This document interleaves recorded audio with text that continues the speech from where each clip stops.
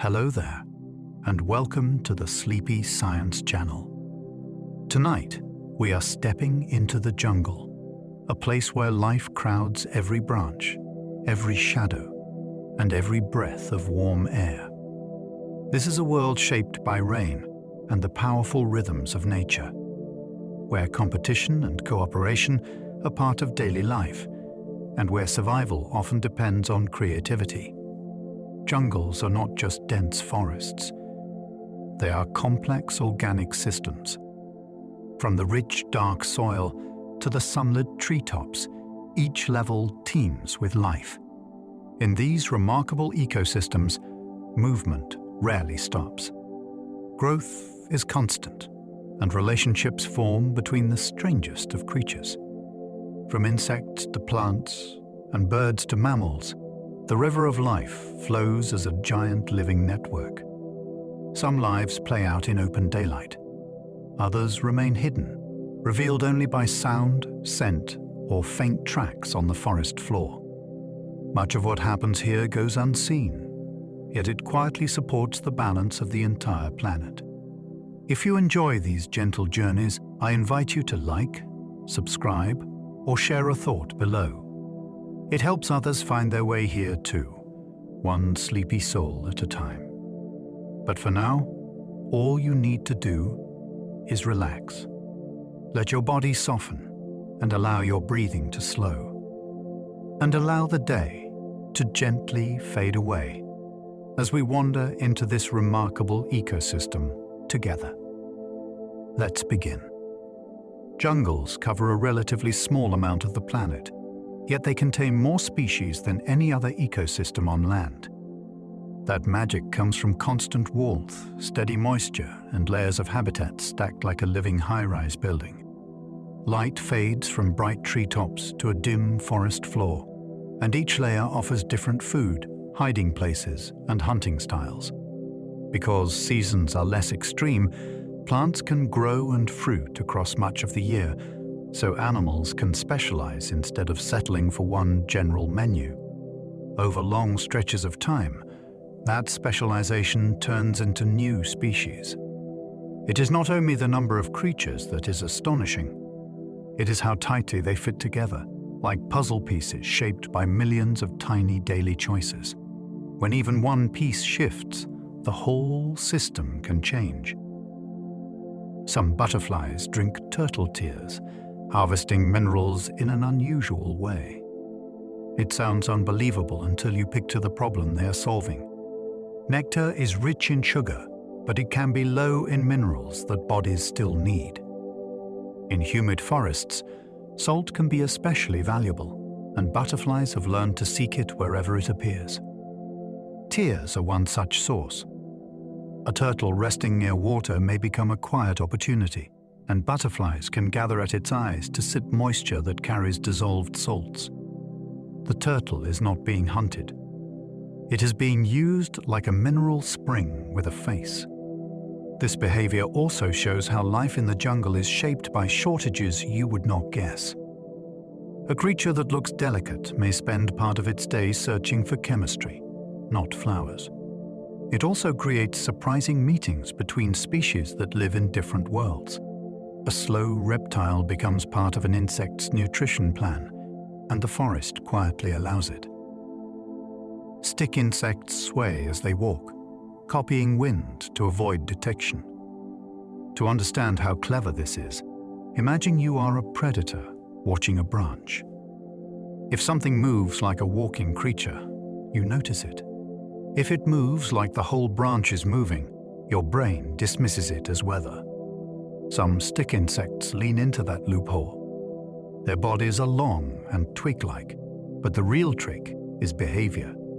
They rock and sway in rhythm, matching the motion of leaves and stems around them. It is an acting performance built into instinct.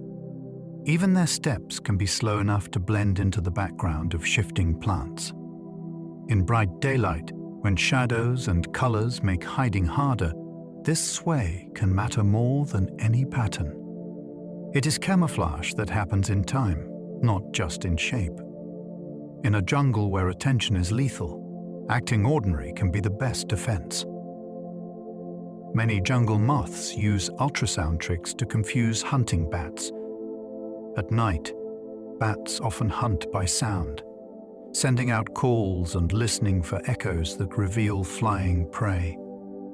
Some moths fight back with sound of their own, produced at frequencies humans cannot hear. In certain cases, these ultrasonic clicks can interfere with the bat's ability to pinpoint a target, like throwing sand into an invisible machine. Other moths use a different strategy.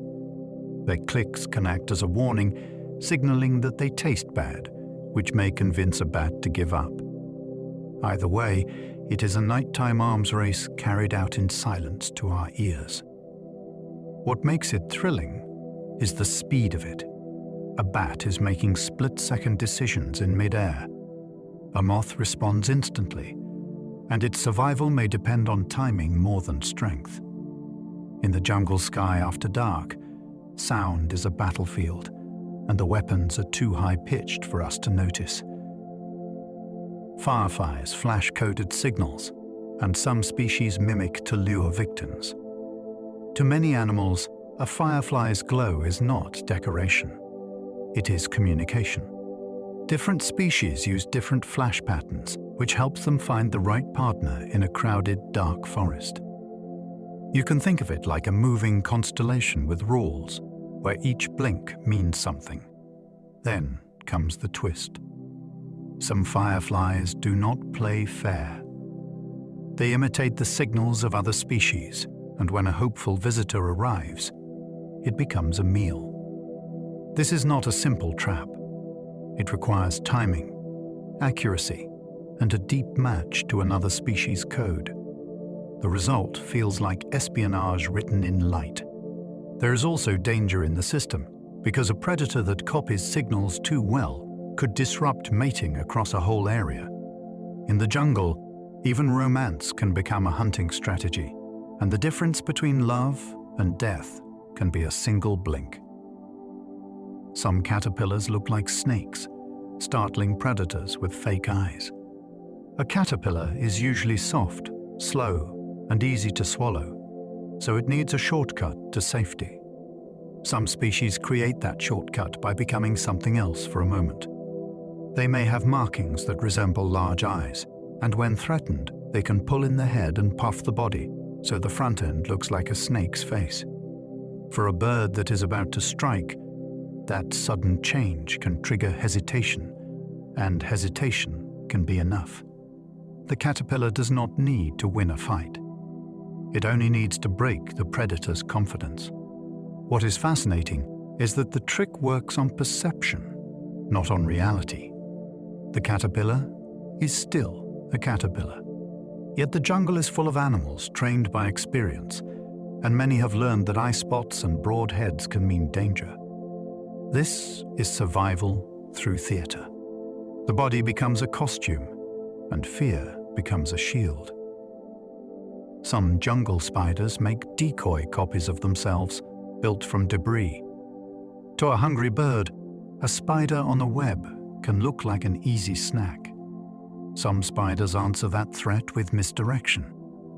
They build a fake spider in the web, using insect husks, leaf bits, or other debris, then sit nearby where they are harder to notice. The predator strikes the decoy, and the real spider gets the warning it needed. Sometimes the spider adds extra webbing to shape the dummy, making it more convincing from a distance. What is remarkable is the shift in strategy. Many animals rely on hiding or fighting. This spider relies on storytelling. It creates a false target and lets the attacker believe it has already won. In a jungle full of sharp eyes, this can be a powerful advantage because it buys a moment of confusion. That moment is often all a small creature needs. The web becomes both trap and theater, and the spider becomes the director. Orb weaver webs can be stronger than steel by weight, yet elastic. Spider silk is one of the jungle's quiet marvels, because it combines strength and stretch in a way engineers envy. An orb weaver uses that material to build a circular net that can absorb the impact of a flying insect without tearing apart. The silk can hold firm, yet it can also give, spreading the force across the web like a trampoline. That matters because the spider is betting its dinner on a delicate structure hanging in open air. To make it work, the spider does not just spin randomly. It places strong support lines first, then adds radiating spokes, then lays the sticky capture spiral that does the actual grabbing. Some orb webs even include visual patterns or thicker sections that may help prevent damage from larger animals blundering through. Each web is a daily investment, often rebuilt after rain or a good catch. In a jungle, where materials must be made from scratch, silk is both rope and glue, produced on demand. Tarantulas can hiss by rubbing hairs, warning predators without a sound box. A tarantula does not need a bark or a growl to say, "Do not come closer." Some species make a hiss by scraping body parts together, a process called stridulation. The sound can be surprisingly sharp, especially in the still air of night. It is often paired with a threat display, raised front legs, and a posture that makes the spider look larger. This warning can save the tarantula from a fight it would rather avoid, because even a strong spider can be injured by a curious mammal or a determined bird. Tarantulas also have another defense: special hairs that can be flicked toward a threat, causing irritation if they reach sensitive skin.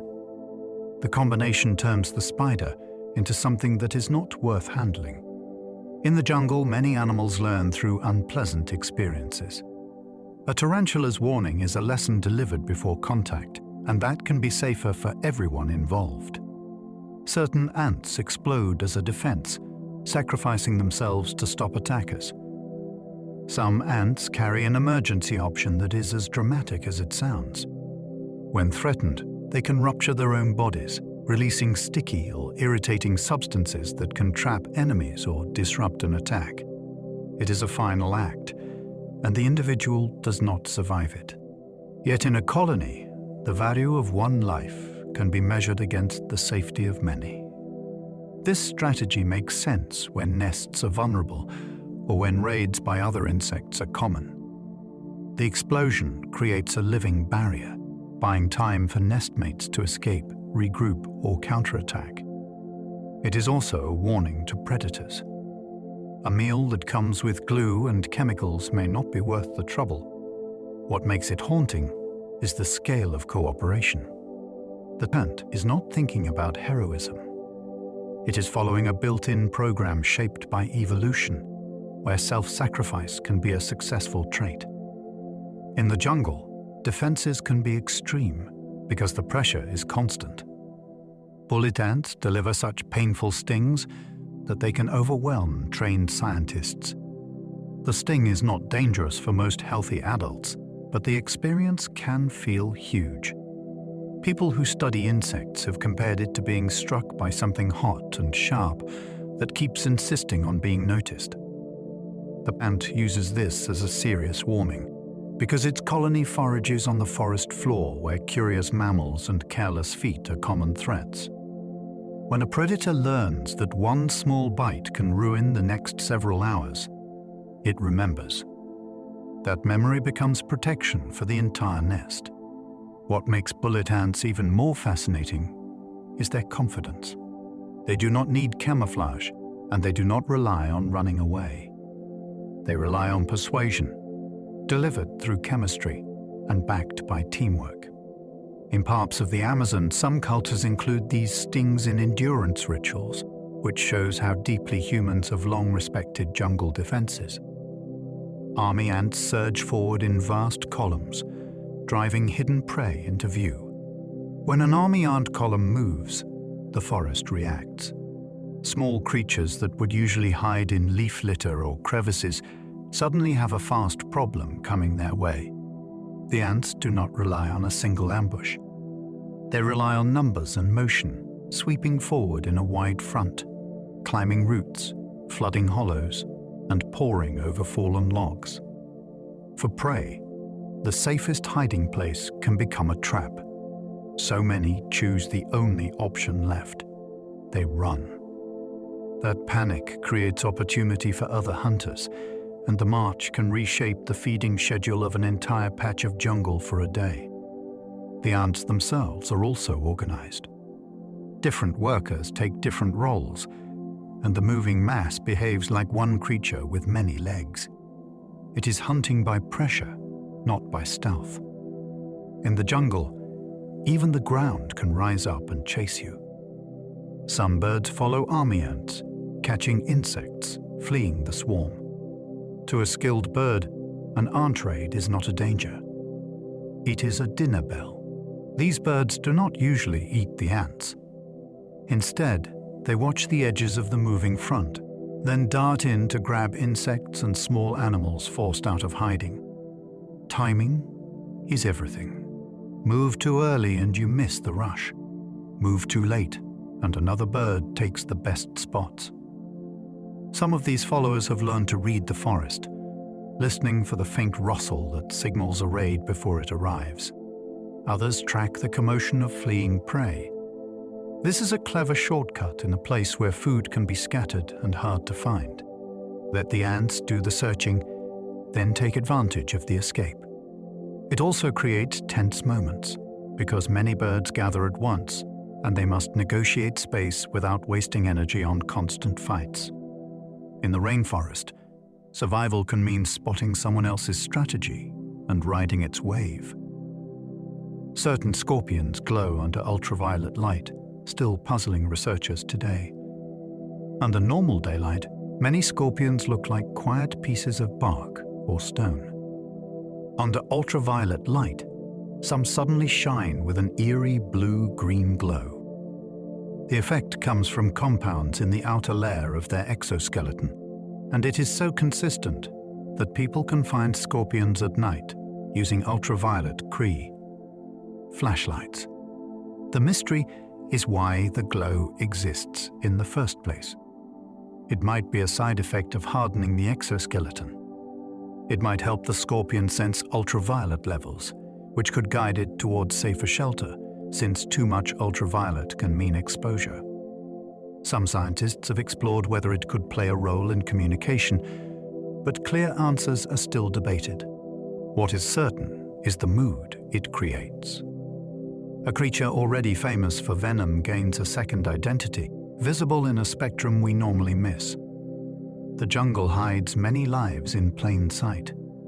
Ultraviolet light reveals one of its stranger secrets, like a private lantern switched on only at night.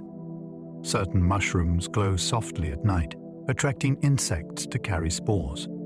In the dark understory, a faint greenish glow can appear on rotting wood, and it can seem like the forest is hiding tiny lanterns. Some glowing mushrooms produce light through chemical reactions in their tissues, and that light may help draw night-active insects. If an insect lands and walks across the mushroom, spores can hitch a ride to new locations, which is a useful service when wind is limited near the ground. Not every glowing fungus is glowing for this reason, and scientists still debate how often the light is truly an adaptation rather than a byproduct. Still, the idea fits the jungle's logic. When visibility is low, any reliable signal can matter. For a spore that needs a new home, a small beacon may be enough. In the rainforest mite, bioluminescence is not only a sea story. It can be a forest strategy. One jungle tree can host more insect species than some countries. A single trunk is not just wood. It is shade, shelter, sap, bark, leaves, flowers, and fruit, all offering different meals. Some insects chew leaves. Others sip nectar. Some mine tunnels inside stems. Some hunt the herbivores, and some hunt the hunters.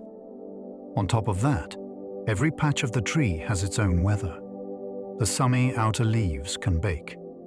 The inner branches stay cooler and wetter.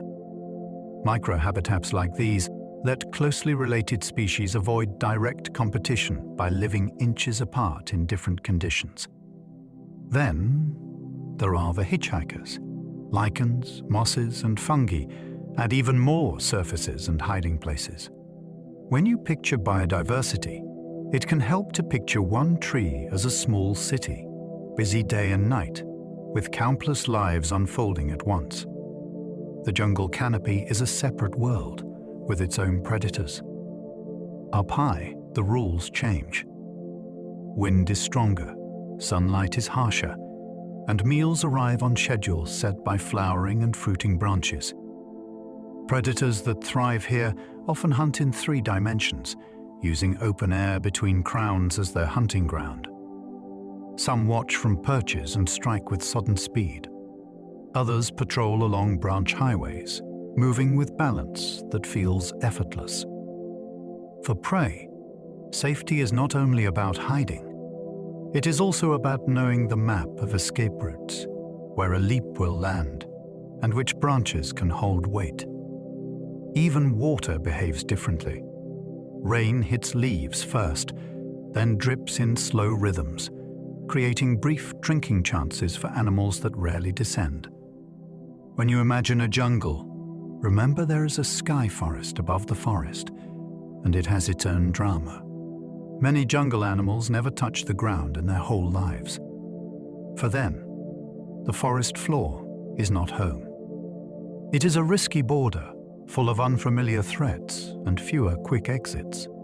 Life in the trees rewards bodies built for gripping, climbing, and careful leaps. Hands and feet can act like hooks. Tails can work as extra limbs. Some animals even sleep, raise young, and find mates without leaving the branches. Food is also up there. Leaves, fruit, insects, and nectar can all be found within a small area, if you know when each source appears. Staying aloft saves energy too, because moving through tangled understory can be exhausting.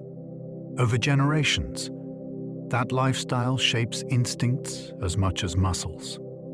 Navigation becomes memory of routes and landmarks. Danger becomes a sound above or below. In the jungle, staying off the ground can be a lifelong strategy, not a temporary escape. Jungle rivers can run like highways, moving seeds, fish, and forests. A river is not only water.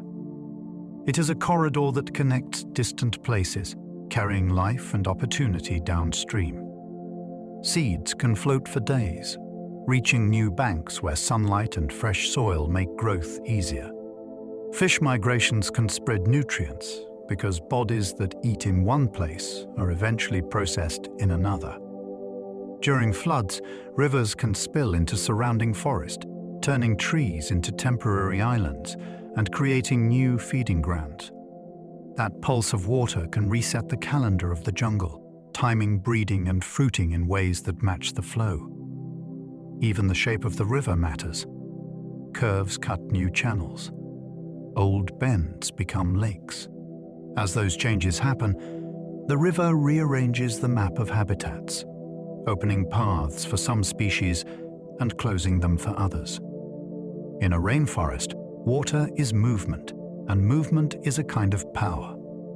Many jungle plants wage chemical wars, shaping who grows nearby. Plants cannot run from danger, so many fight with chemistry. Some make leaves taste bitter or toxic, pushing hungry animals toward easier meals. Others produce substances that slow down competing plants, which can change what sprouts under their shade. There are also chemical messages released into the air when leaves are damaged, which can trigger defenses in nearby plants. This can turn a patch of forest into a shifting battlefield, where the winners are not always the tallest. Sometimes the best defense is being hard to digest. Sometimes it is recruiting bodyguards by offering nectar to protective insects. What is striking is how these invisible strategies shape what we see. The spacing between trees, the mix of species, and even the timing of growth can be influenced by chemical choices made leaf by leaf. In the jungle, warfare can be silent, and it can still change the future of a forest. In jungles, survival often depends on partnerships, not strength alone. Some of the most successful creatures rely on allies, and those alliances can be surprisingly specific. A plant may provide shelter, and in return receive protection from hungry insects. A fruiting tree may feed animals, and those animals repay it by spreading seeds into new clearings. Even microbes join in. Tiny organisms in guts can help break down tough foods, turning inedible leaves into usable energy. Partnerships can also be about information. Mixed groups of animals may benefit from many sets of eyes and ears, giving earlier warning of danger. What makes cooperation so powerful in the jungle is density. There are so many species living close together that useful relationships are always possible, if the timing works. Over time, that usefulness can become dependency. In a place packed with life, teamwork can be as important as teeth or claws. A single fig tree can feed hundreds of animals across seasons. Figs are famous for being dependable in places where food can be unpredictable. Many fig trees fruit at times when other trees are quiet, which makes them a reliable stop on the forest's calendar. When the fruit ripens, visitors can arrive in waves. Birds, monkeys, bats, and many smaller creatures take turns, and some may travel far to reach the feast. That crowd does more than eat. It carries seeds away in many directions, which helps the tree spread and helps the forest regenerate. There is also a hidden partnership inside each fig, because tiny, specialized wasps pollinate them from within. That relationship is so tight that losing one partner can threaten the other. The result is a tree that acts like a community pantry, and a tiny insect that helps keep it stocked. In the jungle, some meals support entire neighborhoods. Poison dart frogs get their toxins from what they eat, not magic skin. In the wild, these small frogs can become dangerous because their meals come with chemical baggage. Certain ants, mites, and other tiny prey carry defensive compounds, and the frog's body is able to store and concentrate them. In captivity, when that diet changes, many species lose much of their toxic punch over time. That detail turns the frog into a living clue about the forest food web. A change in insect communities can echo upward into predator behavior, because a bird that learns one bright pattern means danger may avoid similar shapes for life. Some local people have used frog toxins to tip hunting darts, which shows how carefully humans have observed jungle chemistry. The frogs are not inventing poison from nothing. They are borrowing it from the menu, then wearing it like a warning sign.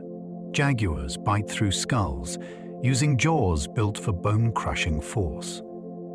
This big cat is not only powerful, it is specialized. Many cats kill with a throat bite that cuts off breath, but jaguars are famous for a different approach that relies on exceptional jaw strength. A well-placed bite can pierce bone, which can end a struggle quickly and reduce the risk of injury from thrashing prey. That matters in thick forest, where a long chase is difficult and a wounded hunter may not recover.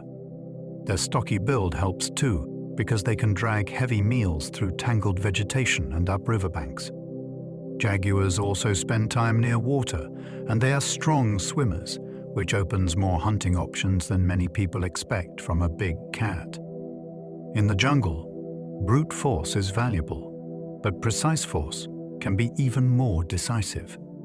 Harpy eagles can snatch monkeys, powered by legs like hydraulic pistons. High above the forest floor, some predators hunt with shocking authority. The harpy eagle is built for ambush among branches, where wings must maneuver through tight gaps and a strike must be instant. Its legs are thick and muscular, and its talons are enormous, designed to grip struggling prey with a lock that is hard to escape. This allows it to take animals that seem far too large for a bird, including monkeys and sloths. The hunt can begin with long stillness, then a sudden burst through leaves, followed by a grab that ends the chase in a heartbeat. Nesting adds another layer of drama, because raising a chick requires regular deliveries of large meals to treetop platforms. For animals living in the canopy, danger is not always below. Sometimes the sky itself is the hunter, and it arrives without warning. Sloths host whole ecosystems, including algae, moths, and microbes. A sloth can look like a single sleepy animal, yet its fur can function like habitat. Grooves in the hairs can hold moisture, and that creates room for algae to grow, tinting the coat green and improving camouflage among leaves. Tiny insects also take advantage, including certain moths that live in the fur and follow the sloth's slow life closely. Microbes join in as well, forming communities that can influence skin health and scent. The result is a moving micro-landscape with relationships layered on top of one another. It is a reminder that an animal is never truly alone in the jungle. Even a body can become a place where other lives make a living. For the sloth, these passengers may offer benefits, such as better concealment. For the hitchhikers, the sloth offers transport, shelter, and a stable home in the canopy. Howler monkeys can be heard miles away because their throats amplify sound. In a rainforest, visibility can be poor, but sound travels through corridors of air between trunks and leaves. Howler monkeys take advantage of that, producing calls so loud they can carry across great distances. Part of the secret is anatomy. They have an enlarged structure in the throat that acts like a resonating chamber, boosting volume without needing endless effort. The call is not only noise. It is a message that can mark territory, keep a group together, and reduce the need for physical conflict. If rivals hear a strong chorus, they may choose to avoid the area rather than risk a fight.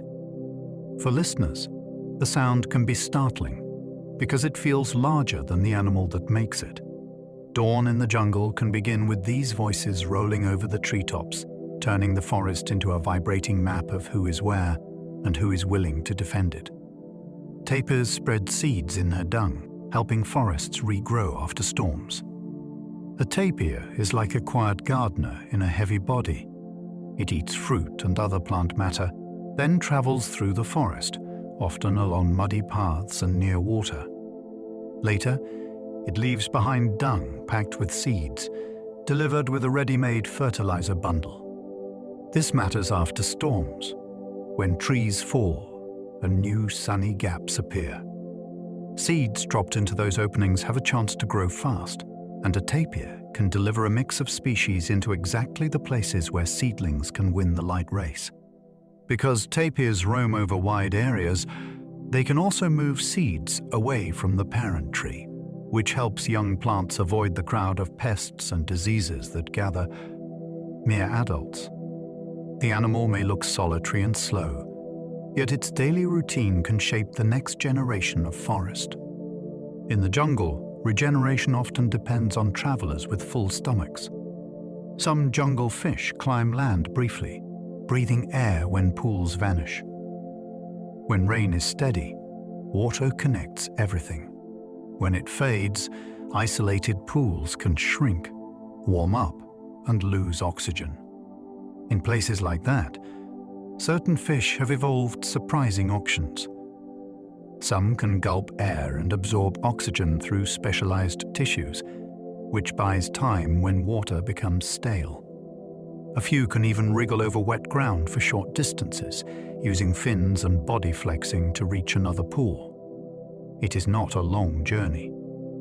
It is a desperate commute, measured in minutes and inches, yet it can mean survival. This ability also changes who can live in temporary habitats, because a fish that can relocate does not have to accept the fate of a drying puddle. The jungle is full of small crises caused by weather. For these fish, the answer is flexibility. turning the edge between water and land into a narrow escape route. Electric eels can stun prey and also sense the world electrically. In murky jungle waters, vision can be unreliable, so an electric eel carries its own kind of spotlight. It can generate powerful discharges that shock prey and deter threats, and those bursts can be strong enough to make nearby animals jerk involuntarily. Yet electricity is not only a weapon. Weaker signals can also be used for sensing, because objects and living bodies disturb electrical fields in distinctive ways. That lets the eel detect movement and shape in water that looks like dark tea. It is a blend of hunting and navigation built into the same body.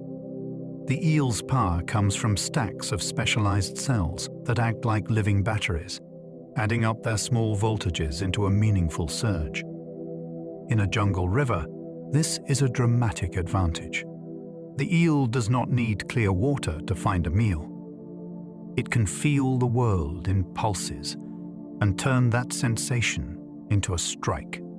Vampire bats share meals with friends and remember who helped them. A vampire bat's food source is risky. It feeds on blood, and a single bad night can be dangerous because its metabolism runs fast. That pressure creates an unusual social system. When one bat returns hungry, a well-fed roostmate may regurgitate part of its meal, keeping the other alive until the next chance to feed. This is not random charity. Research suggests these bats track relationships over time, and they are more likely to help individuals that have helped them before. In other words, memory supports cooperation. In a dark cave or hollow tree, that trust can become the difference between life and death during lean stretches. It also makes the colony feel less like a loose crowd and more like a network with bonds that matter. In the jungle, even a creature with a spooky reputation can reveal something deeply familiar. Survival can depend on friendship. Leaf-mimic insects can vanish in plain sight, shaped like torn foliage. If you have ever stared at a pile of leaves and felt unsure what you were seeing, that confusion is part of the design. Some insects wear the forest as a costume, complete with fake veins, bite marks, and even the look of fungus spots. Predators search for the outline of an insect body, so these animals break the outline into something familiar and harmless. Stillness does the rest. When a bird hops closer, the safest move is often no move at all. What makes this especially mind-bending is how specific the disguise can be. A wing edge may look ragged like a chewed leaf. A body may seem slightly curled, as if it has dried on the forest floor. The jungle is full of hungry eyes. These insects survive by turning those eyes into doubters. Jewel beetles can sense smoke, racing to fresh fires from far away. Fire is not common in many wet forests, so when it happens, it creates a rare opportunity. Freshly burned trees can be easier to colonize because competitors and predators may be reduced, and the wood can become perfect for certain larvae. Jewel beetles have evolved a way to find those opportunities quickly. Some can detect chemicals linked to smoke.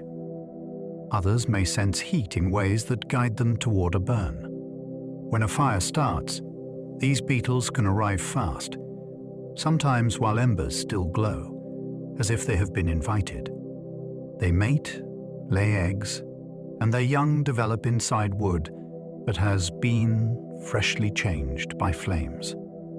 It is a reminder that catastrophe for one species can be a doorway for another.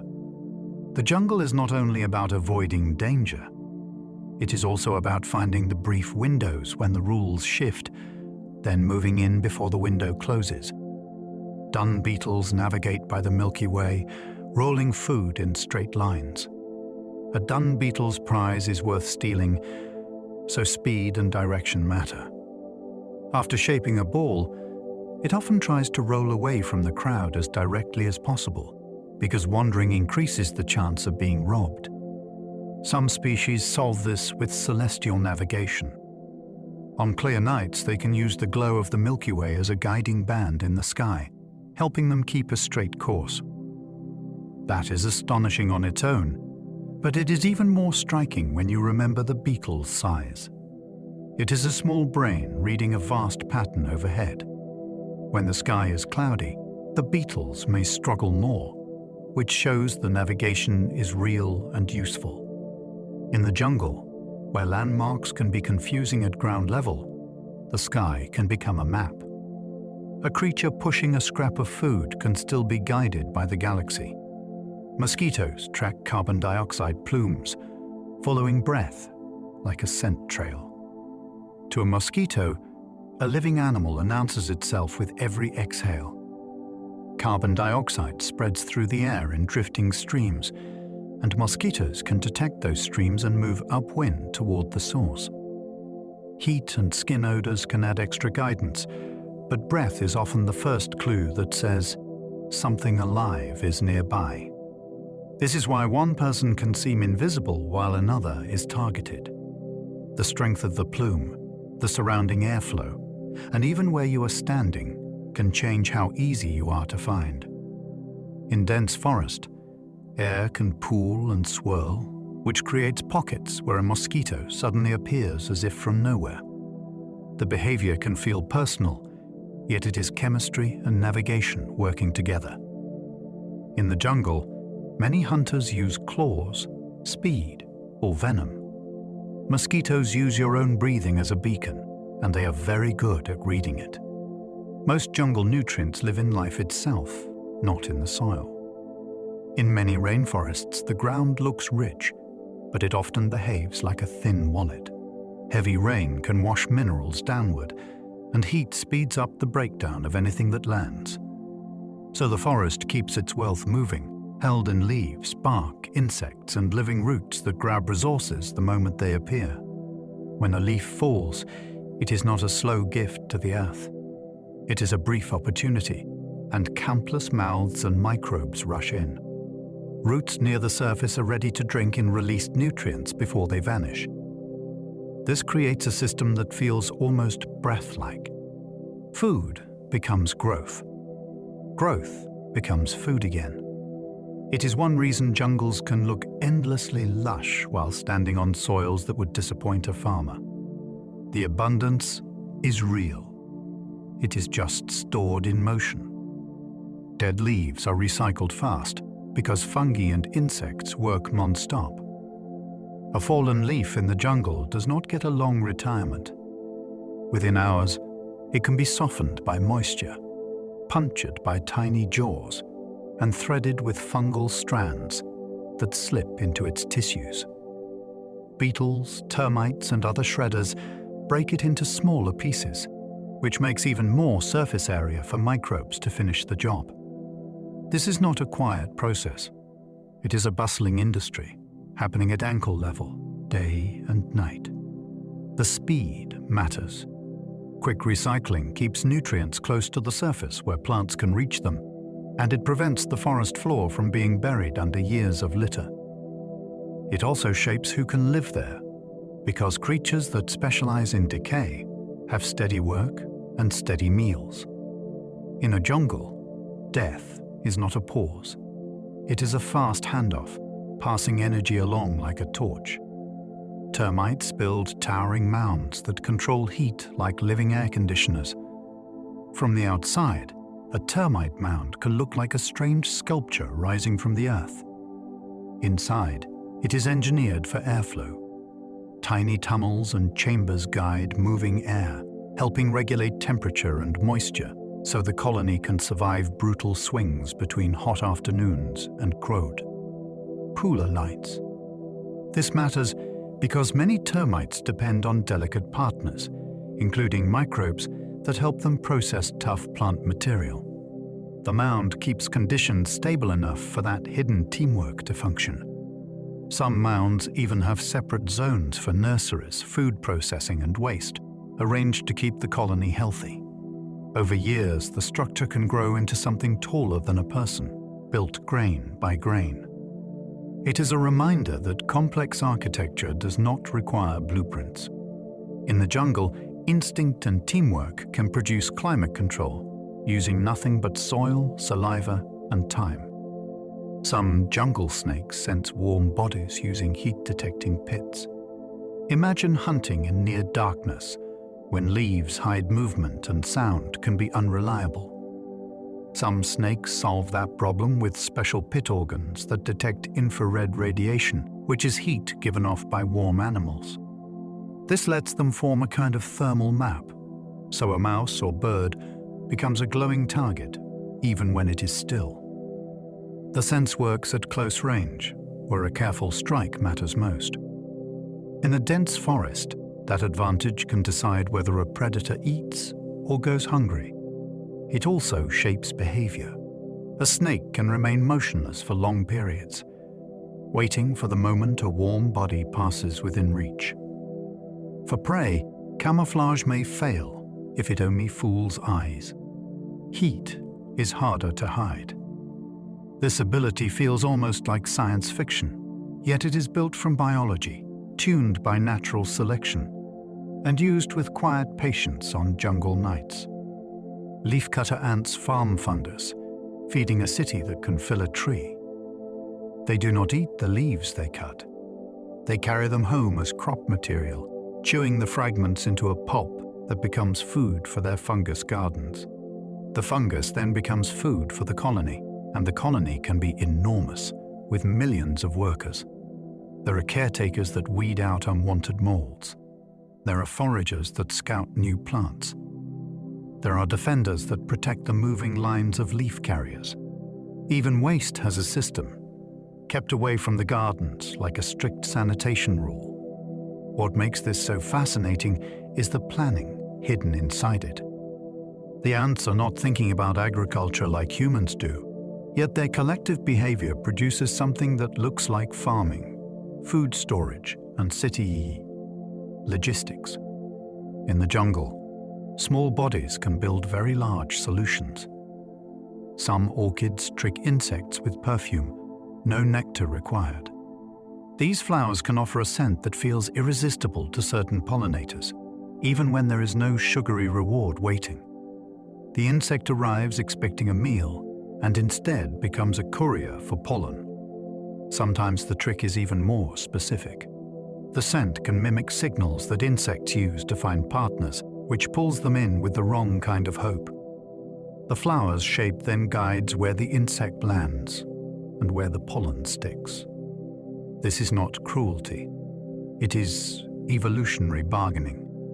If a pollinator is reliable, a plant can invest less in food and more in precise attraction.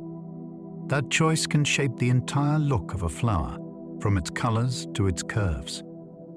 It also creates a strange kind of arms race, because insects that learn to avoid the trick gain an advantage. In the jungle, deception can be an everyday tool for reproduction. Weaver ants stitch leaves into nests, using lava silk as thread. Picture a colony that builds its home without digging or chewing wood. Weaver ants live in trees, and they make nests by pulling living leaves together until the edges meet.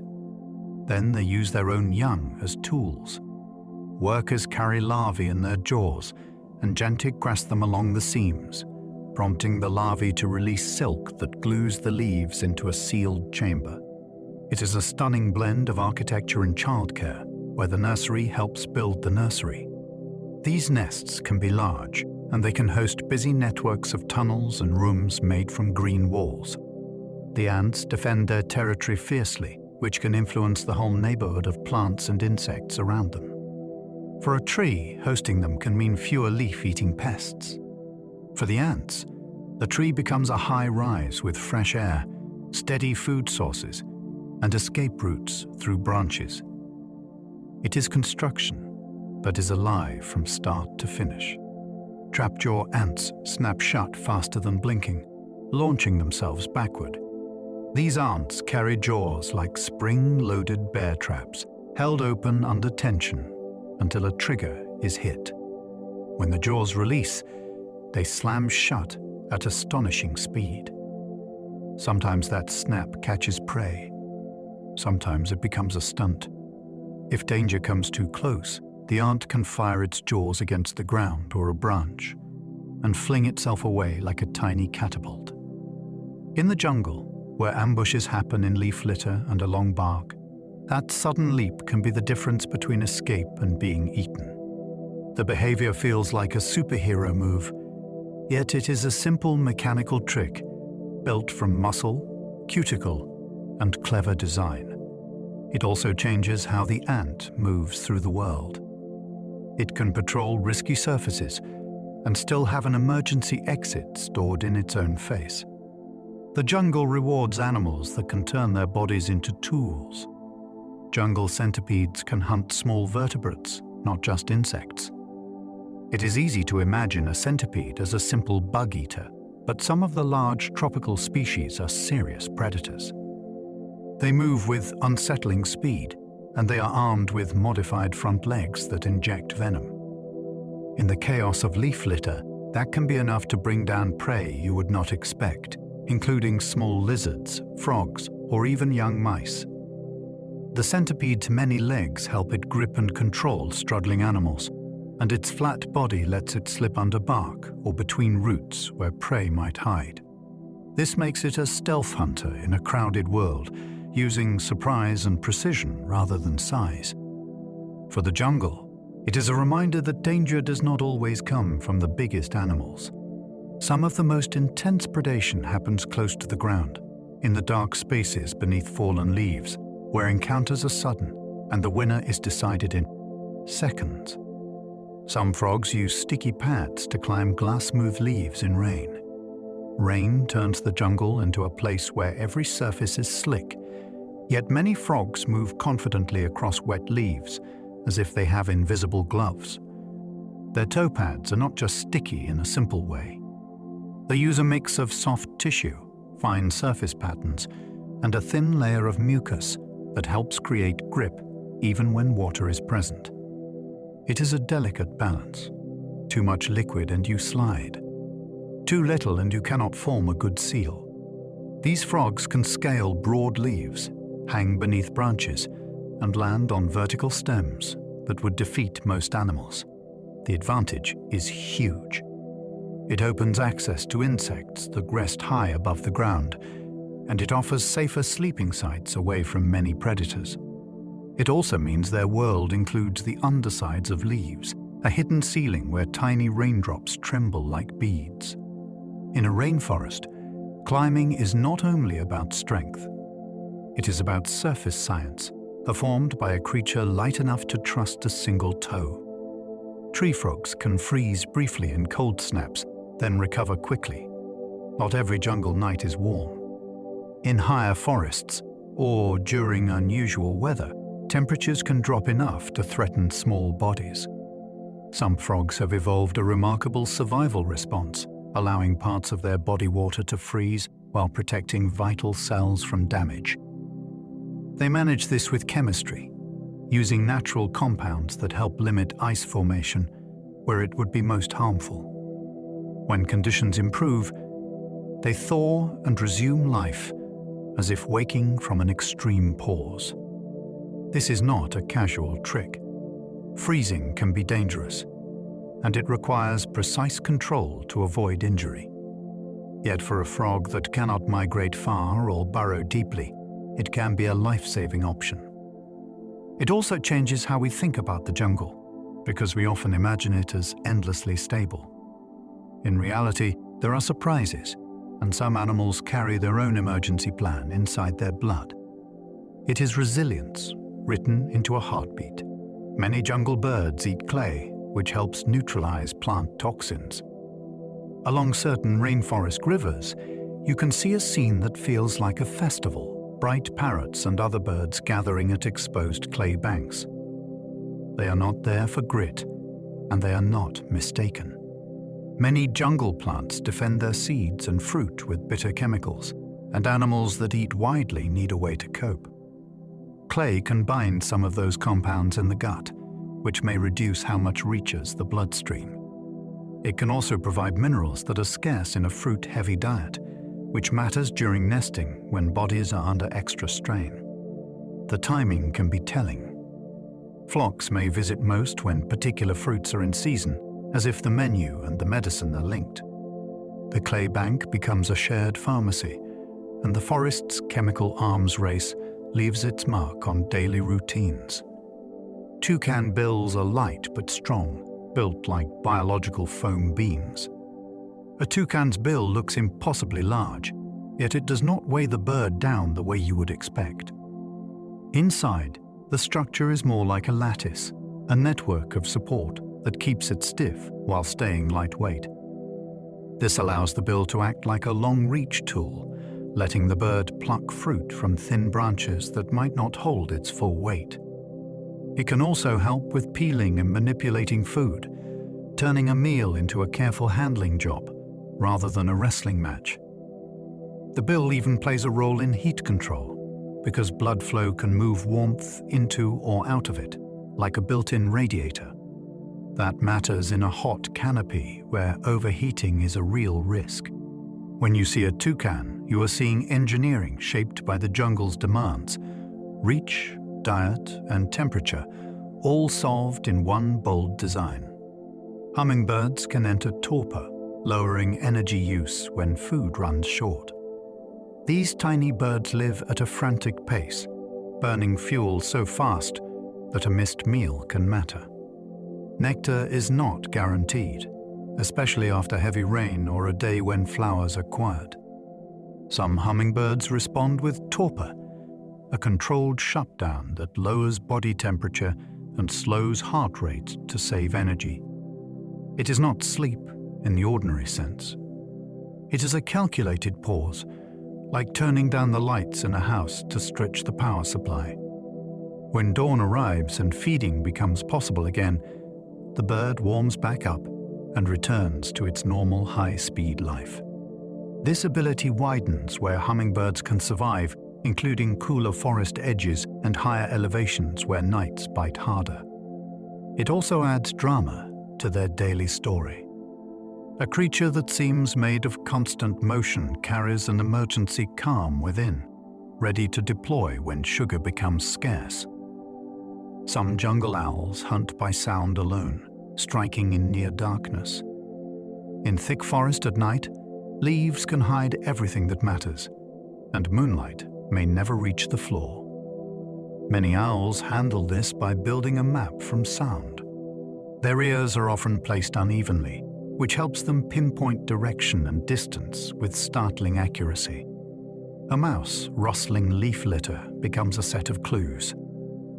Each tiny scrape and crunch arrives at slightly different times, and the owl's brain turns that into a target.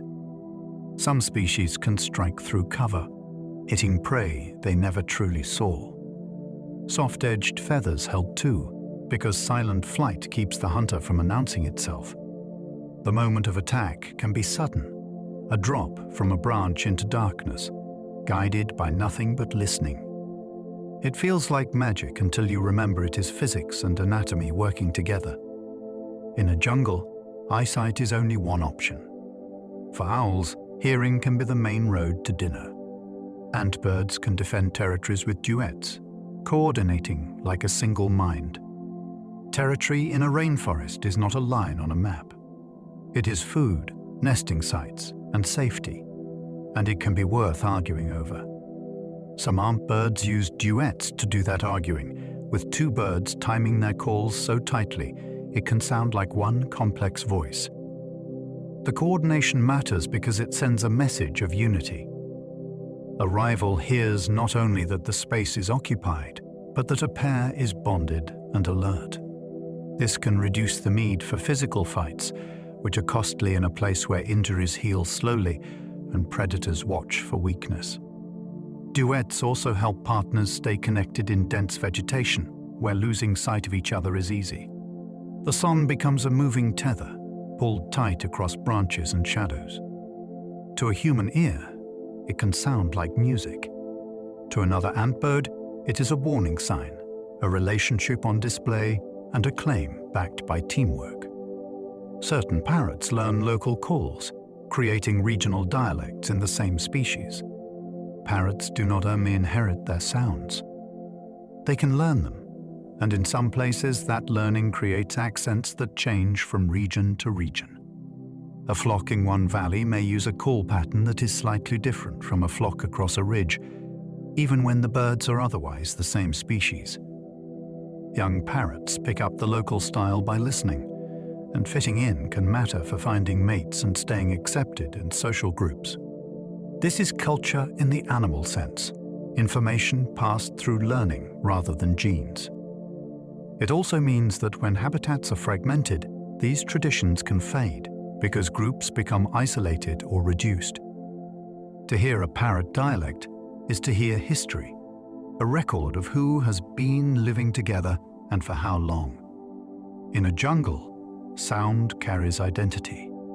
For parrots, the voice is not just a tool. It is membership, shaped by neighbors and remembered through years. Hornbills seal mothers in nests, feeding them through a narrow slit. For some hornbills, raising chicks begins with a startling act. The female enters a tree cavity and the opening is sealed, often with mud and plant material, until only a thin slit remains.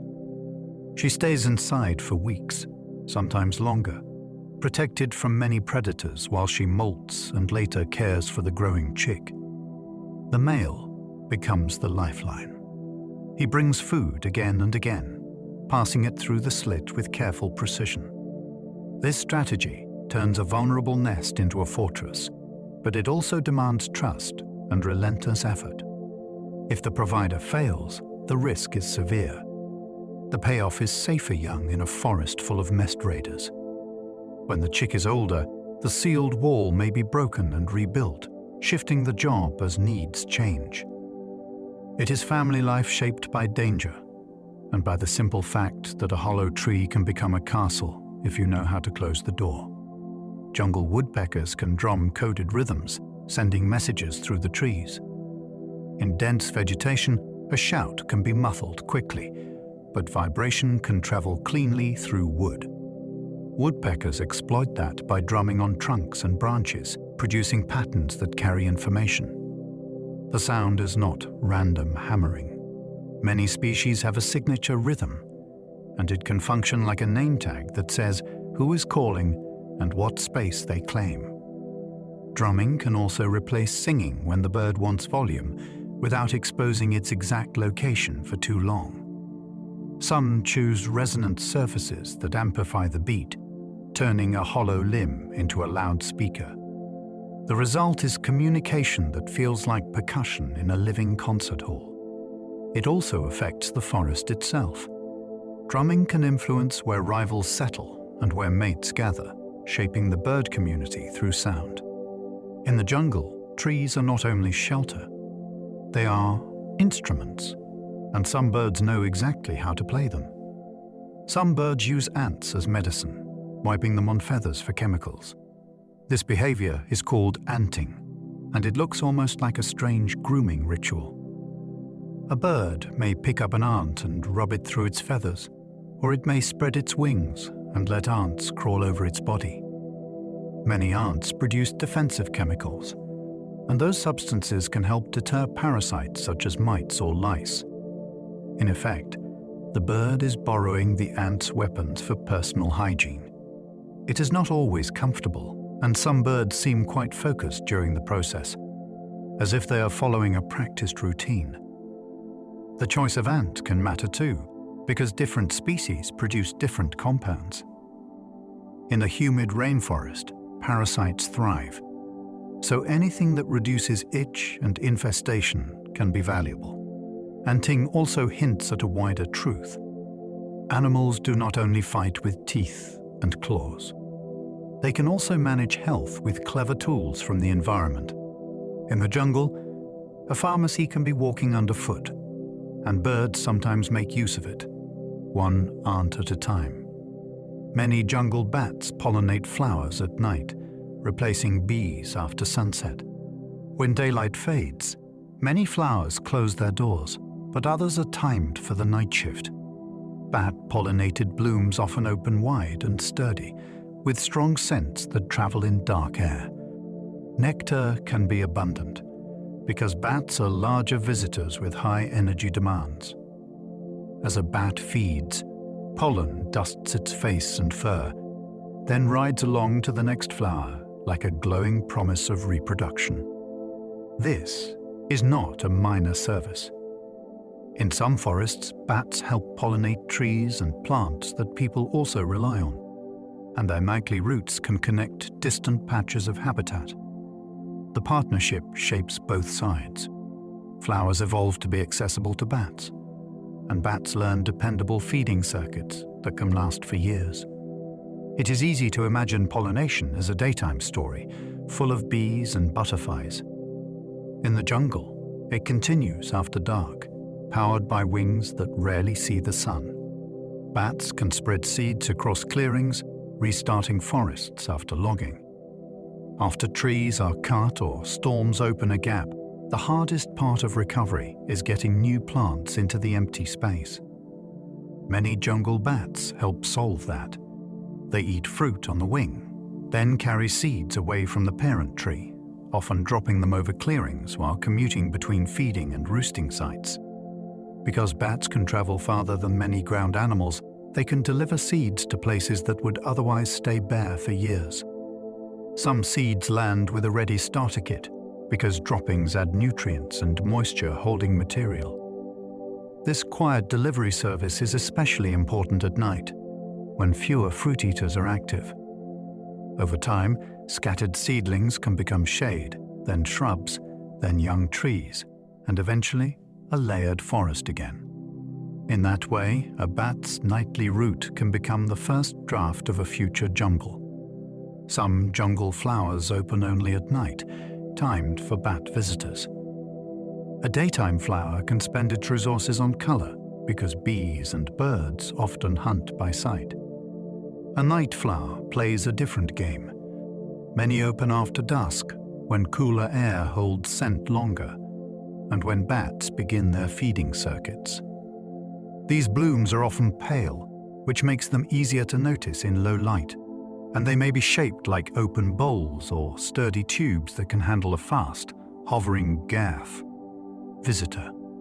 Nectar production can peak at night as well, because bats are hungry and need real fuel. Timing matters so much that a flower that opens too early wastes its best reward, and one that opens too late misses the main traffic. The result is a hidden schedule in the forest, a nightly shift change where one set of relationships hands off to another. If you listen closely, you can almost imagine the jungle clockwork turning, petal by petal. Rafflesia makes carrion stink, tricking flies into pollinating its bloom. This plant does not charm pollinators with sweetness. It impersonates decay. When it blooms, the smell can resemble rotting flesh, and that draws flies that are searching for a place to lay eggs. The flower's color and texture can reinforce the illusion, making it feel like a discovery rather than a trap. The flies arrive expecting a grim opportunity, and instead they pick up pollen and carry it to another bloom. What makes Rafflesia even stranger is that it does not live like a typical plant. It spends much of its life hidden inside its host vine, stealing water and nutrients, then pushing out a massive flower when conditions are right. It is an organism that invests in one loud moment after a long silence. In the jungle, attraction does not have to be pretty. It only has to be effective. The corpse flower heats up, boosting scent like a biological perfume engine. Smell spreads faster when the air around it moves, and warm air rises. The corpse flower takes advantage of that physics. During blooming, it can generate heat, warming parts of the flower so scent is lifted and carried farther, like a signal flare made of odor. The smell itself is famously foul, designed to attract insects that search for dead animals. Heat can also make the flower feel more convincing to those visitors, because many insects use temperature cues as well as smell. This is not a constant feature of the plant's life. It is a short, intense event that may happen only after years of growth. When it finally blooms, it becomes a temporary landmark in the forest, drawing attention from creatures that would ignore an ordinary plant. It is easy to think of plants as passive, yet here is a flower that turns metabolism into marketing, using warmth to push its message out into the night. Strangler figs start in the canopy, then build a hollow tree. A strangler fig begins with a risky idea. Instead of sprouting on the ground, a seed can land high in the branches, often dropped there by a fruit eater. The young plant sends roots downward like living cables, searching for soil while it grows upward toward light. If those roots reach the ground, the fig gains access to water and nutrients, and then the real transformation begins. Roots thicken and fuse, wrapping the host tree's trunk like a cage. Over years, the host may weaken as the fig competes for light and resources. Eventually, the original tree can die and rot away, leaving the fig standing as a hollow column of intertwined roots and wood. It looks like a tree built around an empty space, which is exactly what happened. In the jungle, even the shape of a tree can be the result of a long, slow contest for sunlight. Cecropia trees house ants inside, trading shelter for protection services. Some Cecropia trees grow with ready-made hollow stems and special spaces that ants can occupy like apartments. In return for housing, the ants patrol the tree with relentless energy, attacking leaf-chewing insects and sometimes even trimming away encroaching plants that could steal light. The tree can sweeten the deal by producing small food bodies that keep its defenders well fed. This partnership changes the feel of the tree's life. A Cecropia with ants is not just standing there. It is guarded. The arrangement can help young trees survive in bright gaps where growth is fast and herbivores are eager. It can also shape the surrounding community because insects may avoid the tree and competing vines may find their footholds removed. What is striking is the economy of it. The tree does not need thorns or toxins alone. It hires an army and pays in rooms and snacks. Acacia ants attack anything that touches their tree, even careless mammals. In some acacia species, the tree offers ants a home in swollen thorns and provides food, and the ants repay it with fury. They swarm quickly when a branch is bumped, and they bite and sting intruders with a determination that can surprise much larger animals. This aggression is not random. It protects leaves from grazers, it drives off insects that would chew new growth, and it can even discourage nearby plants by clipping seedlings that start too close. The tree becomes a defended zone, like a property with guards that never sleep. For an animal passing through, the lesson can be immediate.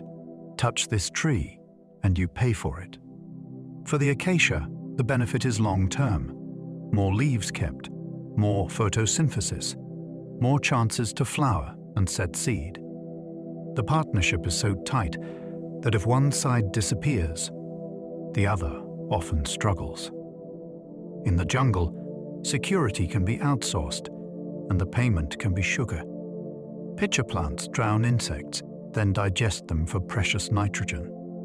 Some jungles grow on soils that offer little usable nitrogen, which is a problem because nitrogen is essential for making proteins and building new tissue. Pitcher plants answer that shortage by turning leaves into traps. The leaf forms a cup filled with fluid, often slick around the rim. An insect drawn by scent or nectar slips, falls in and cannot climb back out. Over time, the trapped prey breaks down and the plant absorbs the released nutrients. In some species, the pitcher is more than a trap. It is a small ecosystem where larvae and microbes live, helping process the catch. The plant is not being cruel.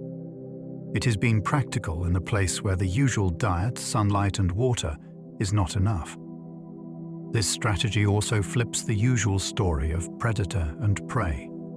Here, a plant becomes the hunter, and the jungle's shortage becomes a design brief. The forest floor can be dim at noon, even under clear sky. At midday, sunlight can blaze above the treetops, yet the ground below may feel like late evening. Leaves overlap in layers, and each layer catches light before it can fall. What reaches the floor arrives as scattered flecks, brief and moving, like coins of brightness sliding across roots. That darkness shapes life in practical ways. Plants that live down low often grow broad leaves to catch what little light drifts in, and many have deep green pigments tuned for shade. Animals adapt too. Some rely more on smell and sound than sight, because color cues can be scarce. Even temperature shifts, since shade keeps the air cooler and damper near the soil. A rainforest is not one environment. It is many, stacked vertically. The floor is a low-light world, where survival favors patience, stealth, and bodies built for twilight. The canopy can be hotter and drier than the shaded ground below. Climb upward, and the jungle changes character. Near the top, sunlight strikes more directly, and wind pulls moisture away faster than it can be replaced. Leaves up there can heat quickly, which means animals and plants must handle stronger daily stress. Some canopy leaves are thicker or waxier, helping them lose less water. Many creatures time their activity to cooler hours, using dawn and dusk as safer windows. Water can be a challenge too, because rain does not always stay available. It hits leaves, runs off, and vanishes.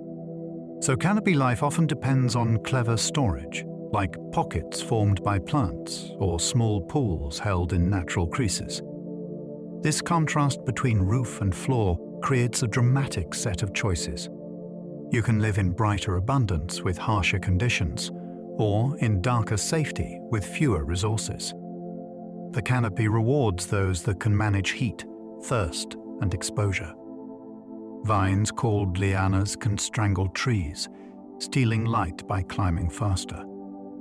A liana begins its life in the shade, but it dreams of sun. Instead of building a thick trunk, it invests in length and flexibility, using other trees as ready-made scaffolding. As it climbs, it can wrap, tangle, and spread through the crown like living rope. That growth can cost the host tree dearly. Lianas add weight, compete for water, and can pull branches down, opening wounds and breaking limbs. They also create bridges between treetops, which some animals love. Yet the tree may pay for that convenience with lost leaves and reduced growth. In storms, lianas can turn a single falling tree into a chain reaction, yanking neighbors with it. They are not villains. They are opportunists. In a place where light is precious, reaching it first can matter more than being strong. Lianas win by climbing, not by standing. Epiphytes grow on branches, using rain and dust as fertilizer. Some plants choose a life off the ground, perched on limbs and trunks where the light is better and competition is different. They are not parasites, and they do not drink from the tree like a vampire. They simply use it as a platform. To survive, they gather nutrients from what the air delivers. Rain brings dissolved minerals. Dust settles with tiny bits of life. Fallen leaves catch in their roots and slowly break down, becoming a small compost pile in the sky. This lifestyle creates miniature habitats. A cluster of epiphytes can hold moisture, shelter insects, and provide hiding spots for small animals.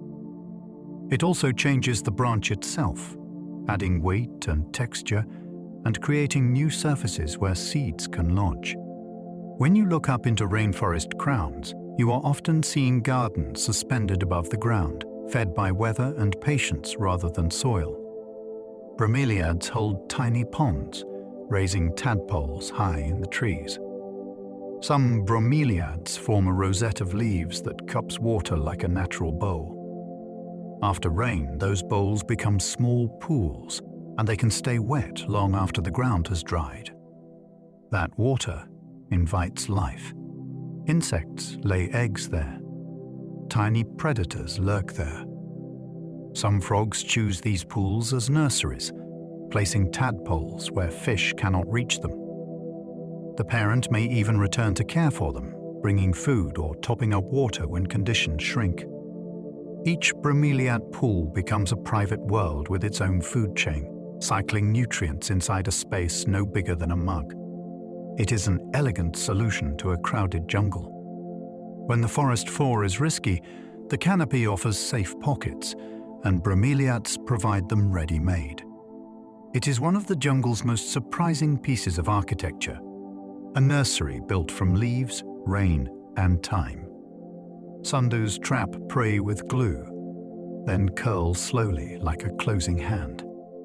A sundew looks delicate, almost sparkly, because its leaves are covered in tiny tentacles tipped with sticky droplets. Those droplets can resemble dew, but they are glue. When a small insect lands, it becomes stuck, and the struggle only touches more tentacles, which increases the hold. Then comes the slow movement. The leaf can curl inward, bringing more sticky surfaces to the prey and pressing it against digestive secretions. This is not a fast snap like a movie trap. It is patient, deliberate, and very effective over hours. The payoff is nutrients that the plant cannot reliably get from its environment, especially in wet, nutrient-poor patches where sundews often live. It is also a lesson in how life solves problems. When roots cannot find what is needed, leaves can become stomachs. In the jungle, hunger can reshape anatomy, and even a small plant can become an active predator. Some plants fire pollen like dust cannons, covering insects in a burst. Pollination can be uncertain in a crowded forest because visitors may be distracted, and each flower has only a short window to succeed. Some plants respond with force. Their structures can store tension, then release it when an insect touches the right spot, launching pollen outward in a sudden cloud. The insect becomes coated before it can back away, and the plant improves its chances that some of that pollen reaches another flower. This is not violence for its own sake. It is a timed delivery system, like a spring-loaded stamp. The drama is also a way to stand out, because an insect that experiences a sudden burst may remember the flower's shape or scent and return.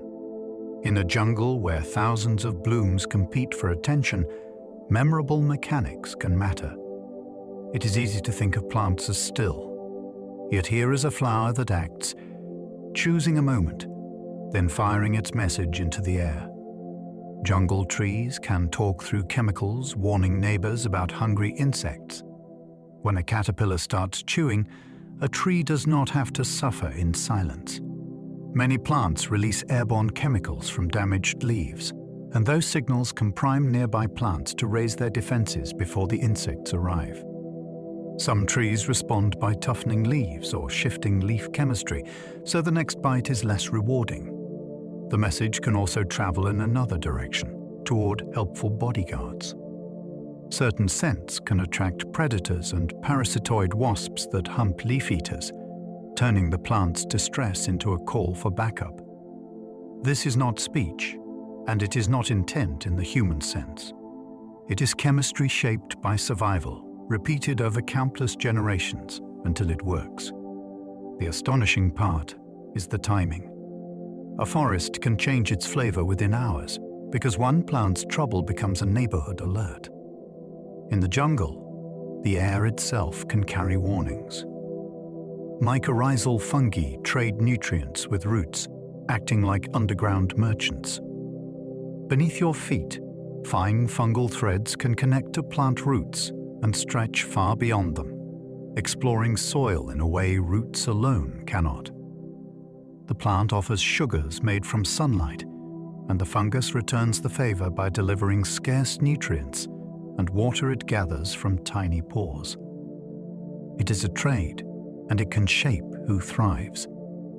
A seedling with the right fungal partner may survive shade and competition that would otherwise defeat it. What makes this feel like a secret economy is scale. A fungal network can link multiple plants, which means resources and signals may move through shared pathways. This does not turn the forest into one friendly collective. It is more complicated than that. Yet the partnership itself is real, and it is ancient. Above ground, you see trunks and leaves. Below ground, you find negotiations, deliveries, and a web of quiet support that helps the jungle stay lush. Some fungi hijack insects, steering them to die in perfect spore spots. Certain fungi do not simply wait for food to stumble by. They invade an insect's body, grow within it, and alter its behavior in ways that improve the fungus's chances. An infected insect may leave its normal habitat and climb to a place that is strangely exposed, then clamp down and stop moving. After death, the fungus can sprout structures that release spores from that high perch, where airflow helps carry them to new hosts. It sounds like horror, but it is biology, and it is effective enough to exist in many forms across the tropics. The insect does not choose this fate, yet the fungus's success depends on timing and location with eerie precision. In the jungle, control is not always about muscle. Sometimes a microscopic passenger can rewrite an animal's final journey and use the body as a launch platform. Bracket fungi can break down wood, turning fallen giants into soil again. When a huge tree falls, it can look like an ending, a massive body laid across the forest floor. Bracket fungi turn that body into opportunity. Their tough shelves grow from bark like stacked ledges, and inside the wood they release enzymes that dismantle hard plant fibers. That process opens space for insects, microbes, and roots to move in, and it returns locked-up nutrients to the living forest. As the log softens, it becomes a nursery for seedlings that need moisture and shelter, and a home for creatures that thrive in decaying tunnels. This is not fast work, but it is steady, and it shapes the jungle's long memory. A fallen trunk can feed the next generation, not only through minerals, but through structure, creating raised beds and damp refuges. In the rainforest, decomposition is not just cleanup. It is construction material for the future. Lichens can grow on bark and rock, surviving lean times between rains. A lichen is not a single organism. It is a partnership, usually between a fungus and an alga or a cyanobacterium, living so closely that they appear as one. This teamwork allows lichens to colonize places that seem inhospitable, including bare rock, sun-baked branches, and exposed ridges where other plants struggle. When water is available, they wake up fast and begin photosynthesis. When conditions dry, they can shut down, waiting without dying until moisture returns. In parts of the tropics, this makes lichens quiet survivors of long dry spells and sudden downpours. They can also help start soil formation by breaking down rock surfaces over time, creating the first thin footholds for other life. In the jungle, where abundance is common, lichens show a different kind of success. Not speed or size, but endurance, patience, and cooperation at the smallest scale. Many jungle bacteria live on leaves, shaping how plants resist disease. A leaf is not a clean surface. It is a landscape with tiny valleys, waxy ridges, and pores that open and close. On that landscape, live communities of bacteria and other microbes, and their presence can influence whether a plant stays healthy. Some microbes compete with pathogens for space and food, making it harder for harmful invaders to gain a foothold. Others may produce compounds that slow fungal growth or trigger the plant's own immune responses. This means a tree's health is not only about its genes and the weather. It can also depend on the invisible life it hosts, a living shield that is renewed with every rain and every gust of dust. The jungle's humidity can encourage disease, so the stakes are high. A leaf that carries the right microbial allies may resist outbreaks that would otherwise spread through a crown. In the rainforest, even cleanliness can be communal, managed by microbes you will never see.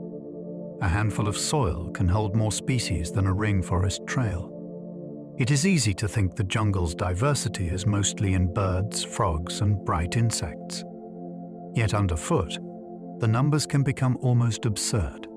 Soil contains mites, nematodes, tiny worms, springtails, and countless microbes, many of them still unnamed. Each speck of organic matter can be a meal, a shelter, or a battlefield. Some organisms hunt. Some decompose. Some form partnerships with roots. Others parasitize, keeping populations in check. The result is a miniature world with food webs layered within millimeters. What makes this field so mind-bending is how it reframes scale. You can walk a trail and feel you have seen a lot. Then you realize the richest crowds may be in the dark, in crumbs of soil that fit under a fingernail. The rainforest is not only tall, it is deep, and it is densely populated in places our eyes cannot follow. Tiny mites and springtails shred leaf litter, speeding decomposition dramatically. A fallen leaf is a large object to a micro-animal. For mites and springtails, it is a whole landscape of edges and tunnels. They chew, scrape, and break it into fragments, which does something powerful. It multiplies surface area. That gives fungi and bacteria more places to work, which speeds the release of nutrients back into the ecosystem. These tiny animals also move spores and microbes on their bodies, like living taxis, helping decay organisms reach fresh material. Many springtails have a built-in jump, a springy tail structure that can fling them away from danger in an instant. That leap lets them survive among predators while still doing their essential job. When you think of rainforest recycling, it is tempting to picture big scavengers. Much of the heavy lifting is done by creatures smaller than a grain of rice. In the jungle, the fastest changes often begin with the smallest mouths. In the jungle, rot is a life source, not an ending. Decay can sound unpleasant, but in a rainforest, it is the engine that keeps everything else possible. A fallen fruit becomes food for beetles, which become food for frogs, which become food for snakes. A dead branch turns into a sponge that holds water through dry spells, and it can shelter eggs, larvae, and seedlings.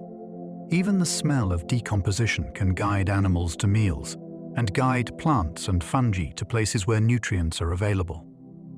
The jungle's warmth and moisture make this process quick, so energy rarely stays locked away for long. That speed also creates constant opportunity. Life does not have to wait decades for a resource to return. It arrives, it is dismantled, and it is offered back in a new form. This changes the mood of the forest. Loss is real, yet it feeds renewal almost immediately. In the rainforest, rot is not failure. It is the handoff that keeps the system breathing. Tropical storms can knock down giants, creating sunlight islands called gaps. When a powerful storm rolls through a rainforest, it can do more than shake leaves. A single fallen giant can rip open the canopy and pour sunlight onto ground that has not seen it in years. That sudden brightness changes everything. The air warms. The soil dries faster. New scents rise as broken wood, and crushed plants begin to break down. Animals notice too. Some birds and insects arrive quickly to hunt among the fresh debris, and fruit eaters may follow if new flowers appear. For plants, a gap is a rare invitation. Species that can handle full sun get a chance to grow where shade once ruled. In a landscape packed with trees, these bright openings are like islands of opportunity. They appear without warning, they reshuffle who lives where, and they help the jungle renew itself after violence. After a tree fall, fast plants race upward in a green sprint. A gap is not calm for long.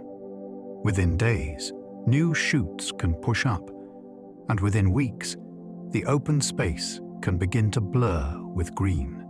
Fast-growing plants take advantage of the light by spending energy on speed rather than toughness. Some produce large, soft leaves that capture sunlight quickly, even if they tear easily. Others climb, using neighbors as ladders to reach the brightest air first.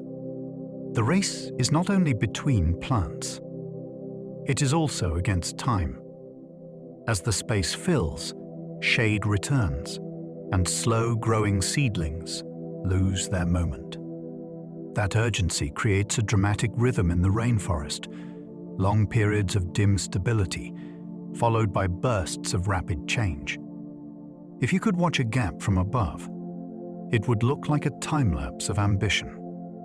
The jungle does not only grow. It competes, it improvises, and it surges whenever light becomes available. Some seeds wait for light cues, only sprouting when gaps appear. For many seedlings, germinating in deep shade is like starting a marathon with no oxygen. They may survive briefly, then fade. Some plants avoid that gamble by building patience into the seed itself. A seed can sit in the soil for months or years, waiting for the right signal, a shift in light quality that tells it the canopy has opened. That signal is not just brightness.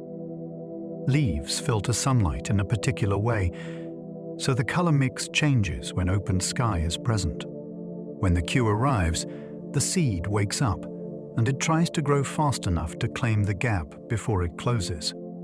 This strategy turns the forest floor into a hidden archive of futures, thousands of tiny lives on pause, waiting for a storm, a fallen branch, or a chance. Event. In the jungle, timing can be an adaptation, as real as thorns or venom. Jungle understories can be windless, so many plants rely on animals. Step beneath the canopy and you can feel how still the air becomes. Leaves and trunks break up breezes, and that calm makes wind pollination and wind seed dispersal less reliable. Many understory plants solve this by recruiting animals. A flower may offer nectar or a scent trail that leads a specific visitor straight to it. A fruit may be designed to be carried, swallowed, or cached, so its seeds travel away from the parent plant. Some plants even produce oils or resins that attract particular insects with special appetites. The result is a forest built on errands. Bees, beetles, birds, and mammals become messengers, moving pollen and seeds through quiet air. This dependence creates drama, because if a key animal declines, a plant may fail to reproduce, even if it is healthy. In a rainforest, stillness is not empty. It is a condition that shapes relationships, forcing plants to bargain with movement. Nectar bats and hummingbirds can outcompete insects, reshaping flower designs. A flower is not only a shape, it is a deal, and the terms depend on who shows up. When bats or hummingbirds are the most reliable nectar visitors, they can push flowers toward new designs. A hummingbird favors blooms that fit a hovering beak and reward quick visits, so some flowers evolve long tubes and sturdy perches, or clear flight space. Bats arrive after dark, and they may prefer wider openings, stronger scents, and tougher structures that can handle a bump in the night. Insect pollinators may still exist nearby, yet they can become less important if they cannot match the speed, range, or consistency of these vertebrate visitors. Over time, the forest can become full of floral interfaces, shaped by wings, tongues, and schedules. This is competition without fighting, where the winners change the architecture of beauty itself. In the jungle, who drinks the nectar can decide what the flower becomes. Many jungle fruits are bright for birds and musky for mammals. Fruit is advertising, and different customers read different signs. Birds often rely on color, so some fruits ripen into vivid reds, oranges, or purples that stand out among leaves. Mammals may depend more on smell, so other fruits lean into fragrance, producing musky aromas that travel through humid air. The difference can shape when and where seeds end up. A bird might swallow fruit quickly and deposit seeds far away in a scattered pattern. A mammal might carry fruit to a feeding spot or travel along familiar routes, creating different seed shadows across the landscape. Some fruits even shift their signals as they ripen, changing color or scent to match the moment they are ready to be eaten. This is not decoration. It is strategy. In the rainforest, plants cannot walk their seeds to new homes, so they build messages into flavor, color, and smell. Every ripe fruit is a tiny campaign aimed at the right mouth. Some trees mass together, flooding predators by making too many seeds. Seed predators are always listening for opportunity, and they can destroy a tree's next generation if they get the timing right. Some tree species counter this with a surprising tactic. Instead of producing a steady trickle of seeds every year, they synchronize and produce huge crops at the same time, then produce very little for a while. In a massed year, the forest can suddenly feel full of seeds, more than rodents and insects can possibly eat. Predators get stuffed, but they cannot keep up, and many seeds survive to sprout. During the lean years that follow, predator populations may drop, because the food supply is unreliable. The tree's success comes from coordination, not in conscious planning, but in shared responses to weather patterns and internal cycles. It is a feast, but functions as defense. In the jungle, abundance can be a shield, and timing can be a weapon. Predator calls can ripple through the forest, changing animal behavior instantly. A single sound can shift a whole neighborhood. When a predator calls or when prey animals give an alarm, the jungle can react like a crowd hearing a sudden shout. Birds may stop singing and freeze. Monkeys may climb higher or retreat into thicker branches. Small animals may dive into cover or hold completely still so their movement does not betray them. Even species that are not the target can respond, because danger often overlaps.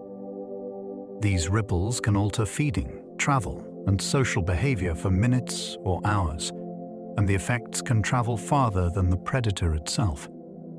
A call can become information, carried by ears rather than eyes. That is powerful in the forest where sightlines are short. It also means that animals live inside a constant stream of updates, and they must decide whether a sound is real threat or false alarm. In the rainforest, fear is not only a feeling, it is a force that organizes life moment by moment. Rainforest soundscapes shift by hour, because different species take turns calling. If you listen across a full day, the jungle seems to change its voice. Dawn can bring an eruption of bird calls, timed to low light when feeding begins and rivals are listening. Midday may quiet down as heat rises, with insects taking over the soundtrack in finer, steady layers. Evening can bring new choruses as daytime singers fade and nocturnal voices test the air. Night often belongs to frogs, owls, bats, and insects that have their own rhythms, some calling in pulses, others in long trills. This staggering helps reduce confusion, because it is easier to be heard when fewer neighbors are shouting at the same time. It also reveals how the rainforest is structured by time, not just space. Each species has an acoustic niche, a preferred hour when its message travels best. The forest is not always loud. It is scheduled. In the jungle, sound is territory, courtship, warning, and presence, arranged like shifting tides. Jungles can create their own rain, recycling moisture through leaves. A rainforest is not only shaped by rain, it helps make it. Trees pull water from the soil and release much of it back into the air through their leaves, adding moisture to the atmosphere above the forest. As warm air rises, that moisture can form clouds, and those clouds can return water as rainfall, sometimes feeding the forest that produced them. This recycling is one reason large intact forests can influence local and regional weather patterns. It also creates a sense of the jungle as a breathing system, where water moves in loops rather than one way. The effect can be strongest when forests are continuous, because the moisture stream stays steady across long distances. When forest cover is reduced, the cycle can weaken, and dry conditions can become more likely. In the rainforest, leaves are not just food factories. They are part of the sky's plumbing, lifting water upward, then calling it back down again. Cloud forests harvest water from mist, feeding streams even without rain. High in the mountains, some jungles live inside the clouds. Mist drifts through branches, and leaves catch it like nets. Droplets gather, then drip down trunks and moss, adding water that never fell as rain. This is called cloud stripping, and it can keep springs running when the sky feels dry. The trees are dressed for the job. Many are coated in mosses, lichens, and epiphytes that increase surface area, so more moisture can cling and collect. In these forests, you can hear water even on days when there is no storm, a steady patter coming from the canopy itself. That captured mist supports orchids, frogs, insects, and whole communities that depend on cool, damp air. It also matters to people downstream, because cloud forests can act like living water towers, releasing moisture slowly into streams. Some jungles grow on white sands, where plants adapt to extreme poverty. Not all rainforest soil is generous. In white sand forests, the ground can be so nutrient-poor that growth becomes a strict budget. Many plants respond by growing slowly and investing in toughness. Leaves may be thick and long-lived, built to keep their nutrients rather than dropping them often. Some species develop deep or specialized roots that search wide areas for scarce resources, while others partner with microbes to stretch every bit of available nitrogen and phosphorus.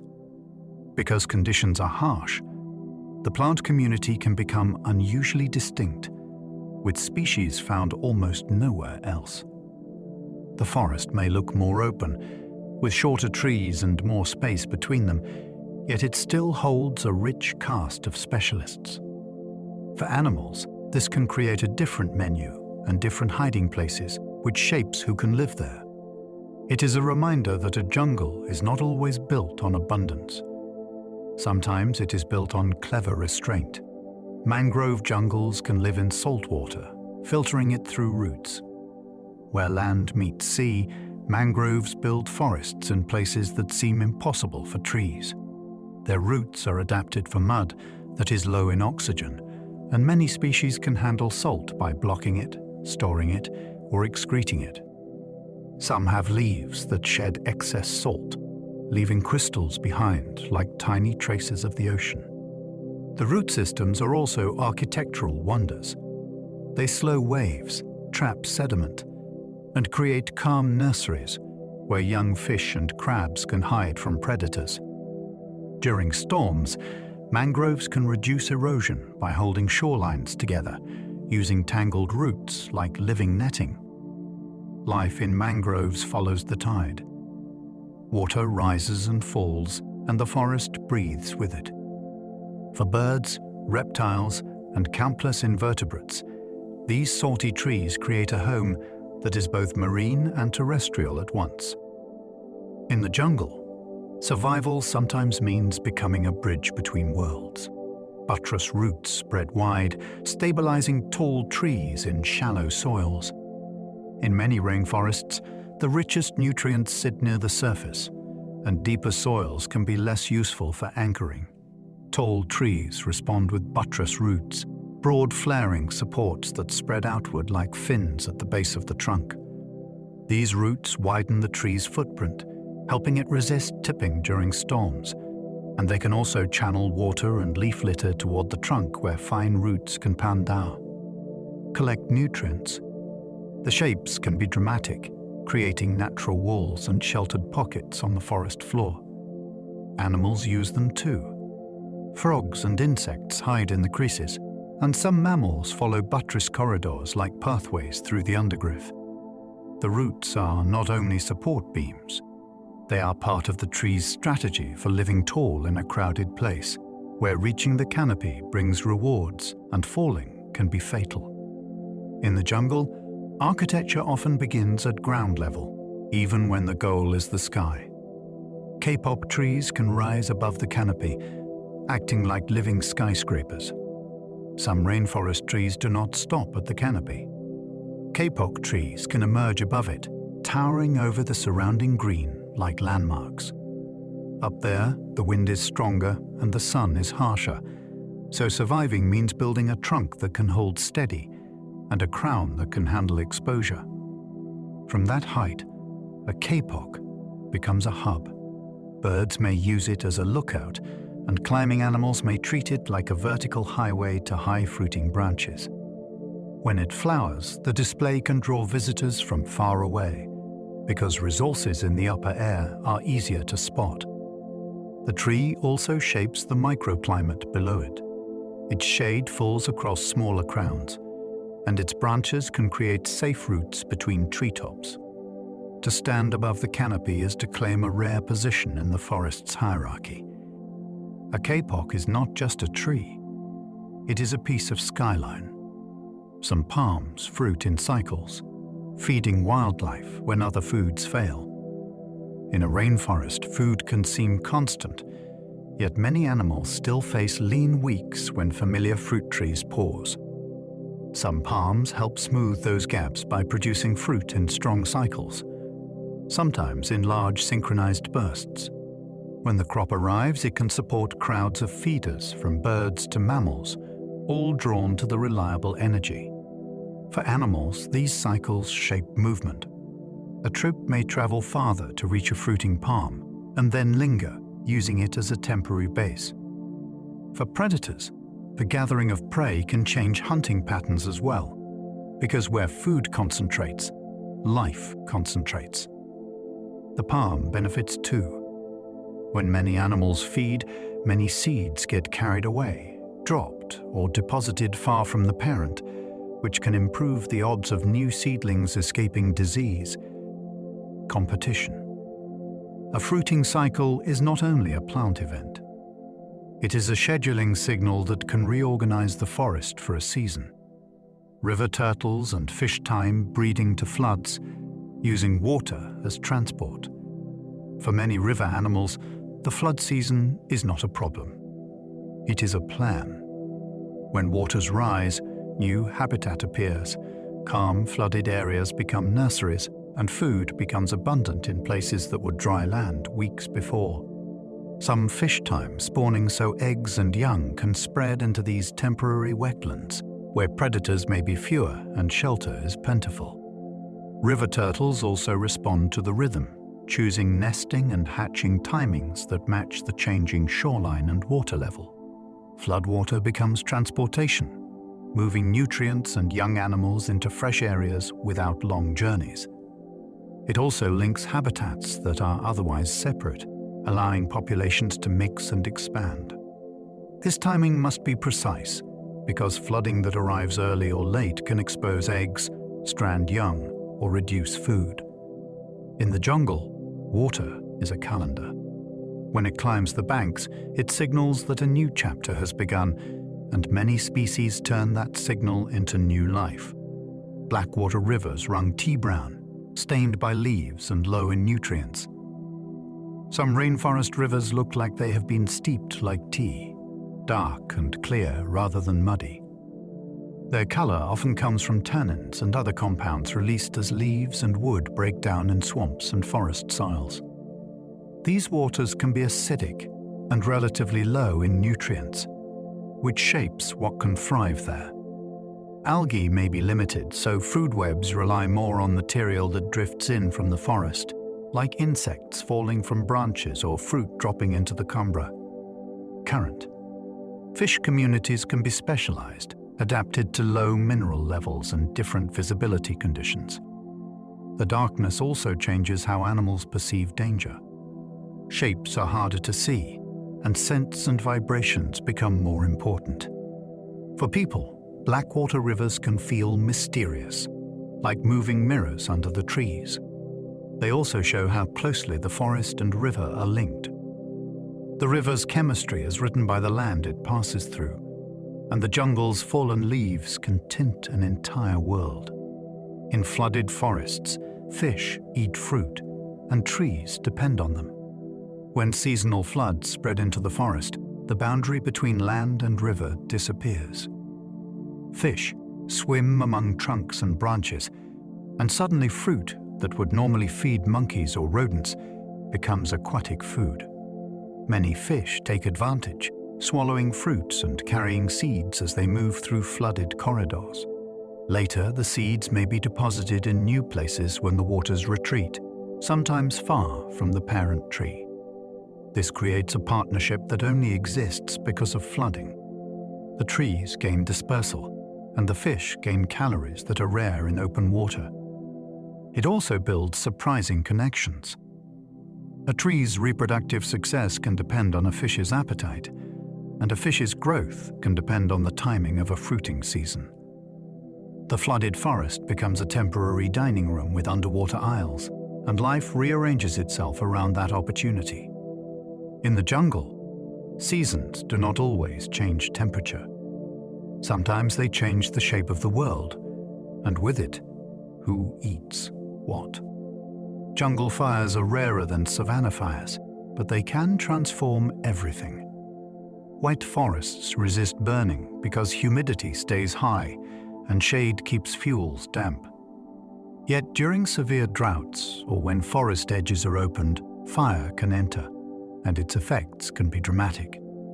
Flames may creep along the ground, consuming leaf litter and seedlings, then climb into vines and lower branches when conditions allow.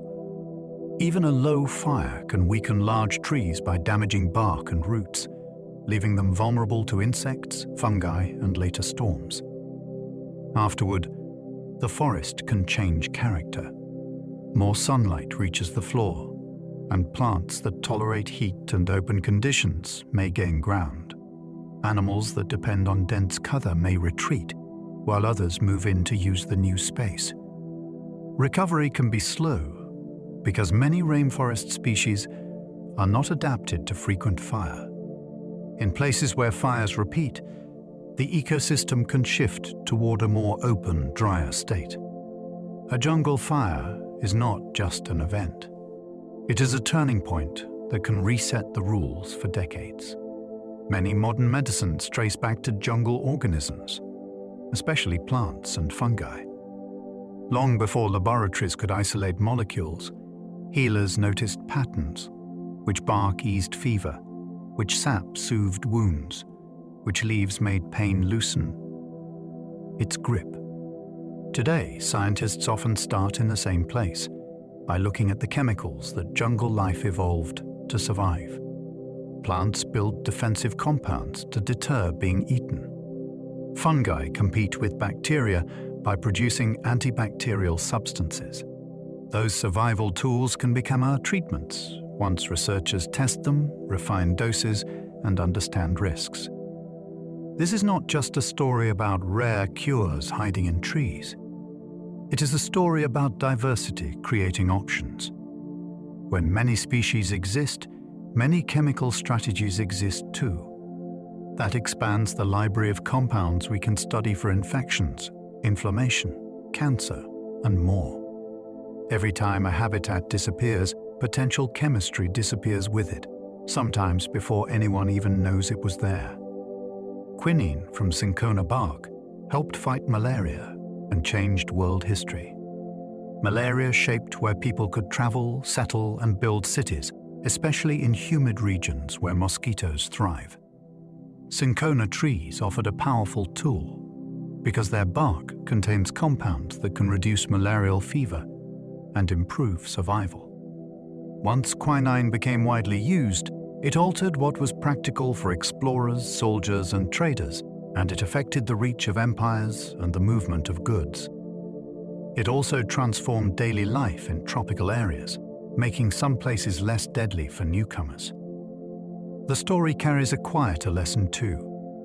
A single molecule can shift human choices on a continental scale, and that molecule came from a living tree responding to its own ecological pressures. Cinchona was not created for us. It evolved its chemistry for its own reasons. Humans simply learned how to borrow it. In the jungle, a bark's bitterness became a turning point, linking forests to geopolitics through medicine.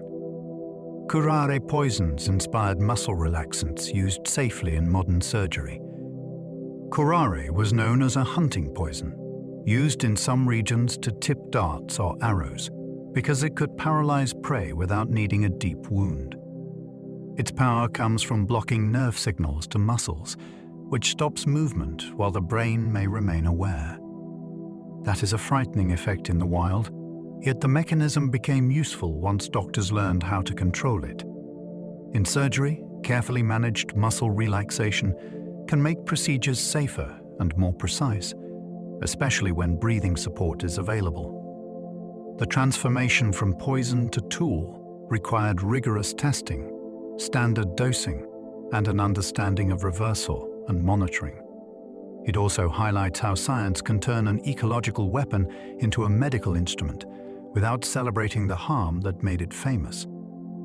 The jungle produced a molecule that changed how bodies can be managed in the operating room, and it did so by evolving chemical leverage in a competitive world.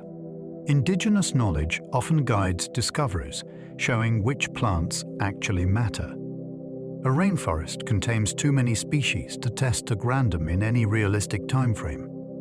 Local and indigenous communities reduce that search space through generations of observation, experimentation, and careful memory. They know which plants are avoided by animals, which resins preserve cuts, which teas calm fever, and which roots should be handled with caution. For researchers, this knowledge can act like a map, pointing toward species that already have a history of effects. That does not replace clinical trials or chemical analysis, but it can help scientists ask better questions sooner. It also raises ethical responsibilities, because information has value. Respect, consent, and fair benefit sharing matter when discoveries are built on community expertise. This is not just about medicine. It is about how humans learn from ecosystems while living inside them. In the jungle, knowledge can be as important as biodiversity, and it deserves protection too. Some jungle animals are keystone species, and losing them reshapes forests. In a complex rainforest, many species feel important, yet a few have outsized influence. A keystone animal can determine which plants reproduce, which predators thrive, and how nutrients move through the system. Large fruit eaters may carry big seeds that smaller animals cannot manage, which affects the next generation of canopy trees. Top predators can limit overabundant herbivores, which can prevent young plants from being stripped before they grow. Even a single pollinator can be essential for a particular plant, which then feeds many other species. When a keystone disappears, the change can cascade, and the forest can slowly shift in composition, structure, and resilience. What makes this so striking is that the loss may not look dramatic at first. The jungle still seems green, yet the hidden relationships begin to unravel. and the future forest becomes different from the one that came before. In the rainforest, some animals are not just residents. They are architects. Roads can split habitats, blocking migrations and isolating populations quickly. A road can look like a thin line on a map, yet for many animals it behaves like a wall. Forest becomes edge, and edge brings noise, light, heat, and unfamiliar smells. Some species avoid crossing open ground because it increases predation risk. Others are struck by vehicles, or they encounter people, dogs, and traps more often along access routes. Over time, populations on either side can become isolated, which reduces gene flow and makes local extinctions more likely. Roads also invite more change behind them because they enable logging, mining, and settlement, which can spread fragmentation outward like cracks in glass. Even when trees remain standing, a split forest can function like smaller forests stitched together poorly. That changes movement, breeding, and feeding patterns in ways that are hard to reverse. In a jungle, connectivity is life. A road can remove it in a single season. Deforestation can reduce local rainfall, making surviving forests more vulnerable. When large areas of forest are cleared, the land's relationship with water shifts. Without dense canopy and deep roots, less moisture is released back into the air, and local humidity can drop. Clouds may form differently, and rain can become less reliable, especially during dry seasons. At the same time, exposed ground heats faster, and winds can penetrate farther, drying out remaining forest edges. That drying raises stress for trees adapted to wet conditions, which can increase leaf loss, reduce growth, and make fire more likely during drought. The vulnerability can feed on itself, because a drier forest is easier to damage, and damage can lead to further drying. This is one reason deforestation is not only about losing trees where they were cut. It can affect forests that remain nearby by changing the microclimate they depend on. In the rainforest, water cycles and trees are tightly linked. Break one, and the other can wobble. Secondary forests can recover surprisingly fast when seeds and wildlife return. After farmland is abandoned or a clearing is left alone, the first returning plants are often tough pioneers that tolerate sun and poor soil. They grow quickly, casting shade that cools the ground and makes conditions friendlier for other species. As vegetation thickens, birds and bats may bring in new seeds, and insects and fungi rebuild soil processes. Over time, a layered structure can reappear, with understory plants, young trees, and vines creating habitat for more animals. Recovery is not automatic, and it is not identical to an old-growth rainforest. Some species return slowly, and some may not return at all without nearby intact forest. Still, the speed of early regrowth can be astonishing, especially in the tropics where warmth and rain support rapid growth. Secondary forest is proof that jungles have resilience built into their biology, if the conditions allow it. Protecting seed sources and wildlife corridors can turn regrowth from a patch of green into a functioning ecosystem. Protected corridors can reconnect habitats, helping jaguars, tapirs, and birds move. A corridor is a lifeline, a strip or network of habitat that lets animals travel between larger forest areas without crossing dangerous open land. For wide-ranging species like jaguars, movement supports hunting territories and reduces conflict near human settlements. For tapirs and other seed dispersers, travel spreads plants into new areas and supports forest regeneration. For birds, corridors can link feeding and nesting sites across seasons, and they can help populations rebound after storms or local losses. Corridors also support genetic mixing, which makes populations healthier over generations. Designing them is not as simple as drawing a line, because animals need cover, food, and safe passage from people and roads. Yet when corridors work, they turn fragmented patches into a more functional whole. In the rainforest, protection is not only about saving isolated parks. It is also about connecting them, so the jungle can behave like a jungle again. Every intact jungle is a living library, with many chapters still unread. A rainforest holds stories written in behavior, chemistry, and relationships, many of which have never been documented. A new insect species may have a unique defense. A fungus may have an enzyme that breaks down material we struggle with. A plant may hold compounds that deter disease, or it may reveal new ways of storing water and nutrients. Even familiar species can surprise us when we study their interactions, because a jungle is not a list of organisms. It is a network of dependencies, alliances, and rivalries that shift with season, weather, and time. When a forest remains intact, it preserves context, and context is where much of the meaning lives. Remove too many pieces, and the story becomes harder to interpret, even if some pages remain. The most exciting part is that discovery is not finished. New research methods, from genetics to remote sensing, keep revealing layers we missed. In the jungle, mystery is not a poetic idea. It is a scientific reality, still waiting in the canopy and the soil. As our journey through life in the jungle comes to a close, you can let the last echoes settle softly in your mind. We wandered through towering canopies and shadowed floors. We followed rivers that carry forests along their bends, and we listened to the hidden work that never seems to stop, the turning of leaves into soil, the quiet commerce of car. Roots and fungi, the nightly handoffs between hunters and pollinators.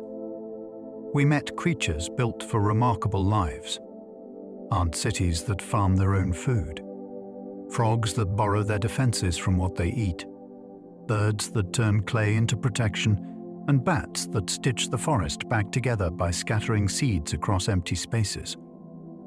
We watched plants solve problems with patience and precision, using scent, shape, and timing to invite the right visitor or to keep the wrong one away. We even touched on the larger story, how storms open sunlight gaps, how forests can help make their own rain, and how a single road can change the fate of a calf. Whole living network. Now you do not have to hold any of it tightly. Let it drift into a calmer shape. Imagine the jungle continuing on without you. Leaves breathing, water moving, night insects calling from somewhere deep in the green. With every slow breath you take, allow your shoulders to drop and let your thoughts become less busy and more spacious. If you enjoyed this sleepy science journey, you might like, subscribe, or leave a comment so more curious minds can find their way here. And if you are still awake, there will be another video waiting on your screen, ready to carry you onward. For now, rest. Sleep well, and good night.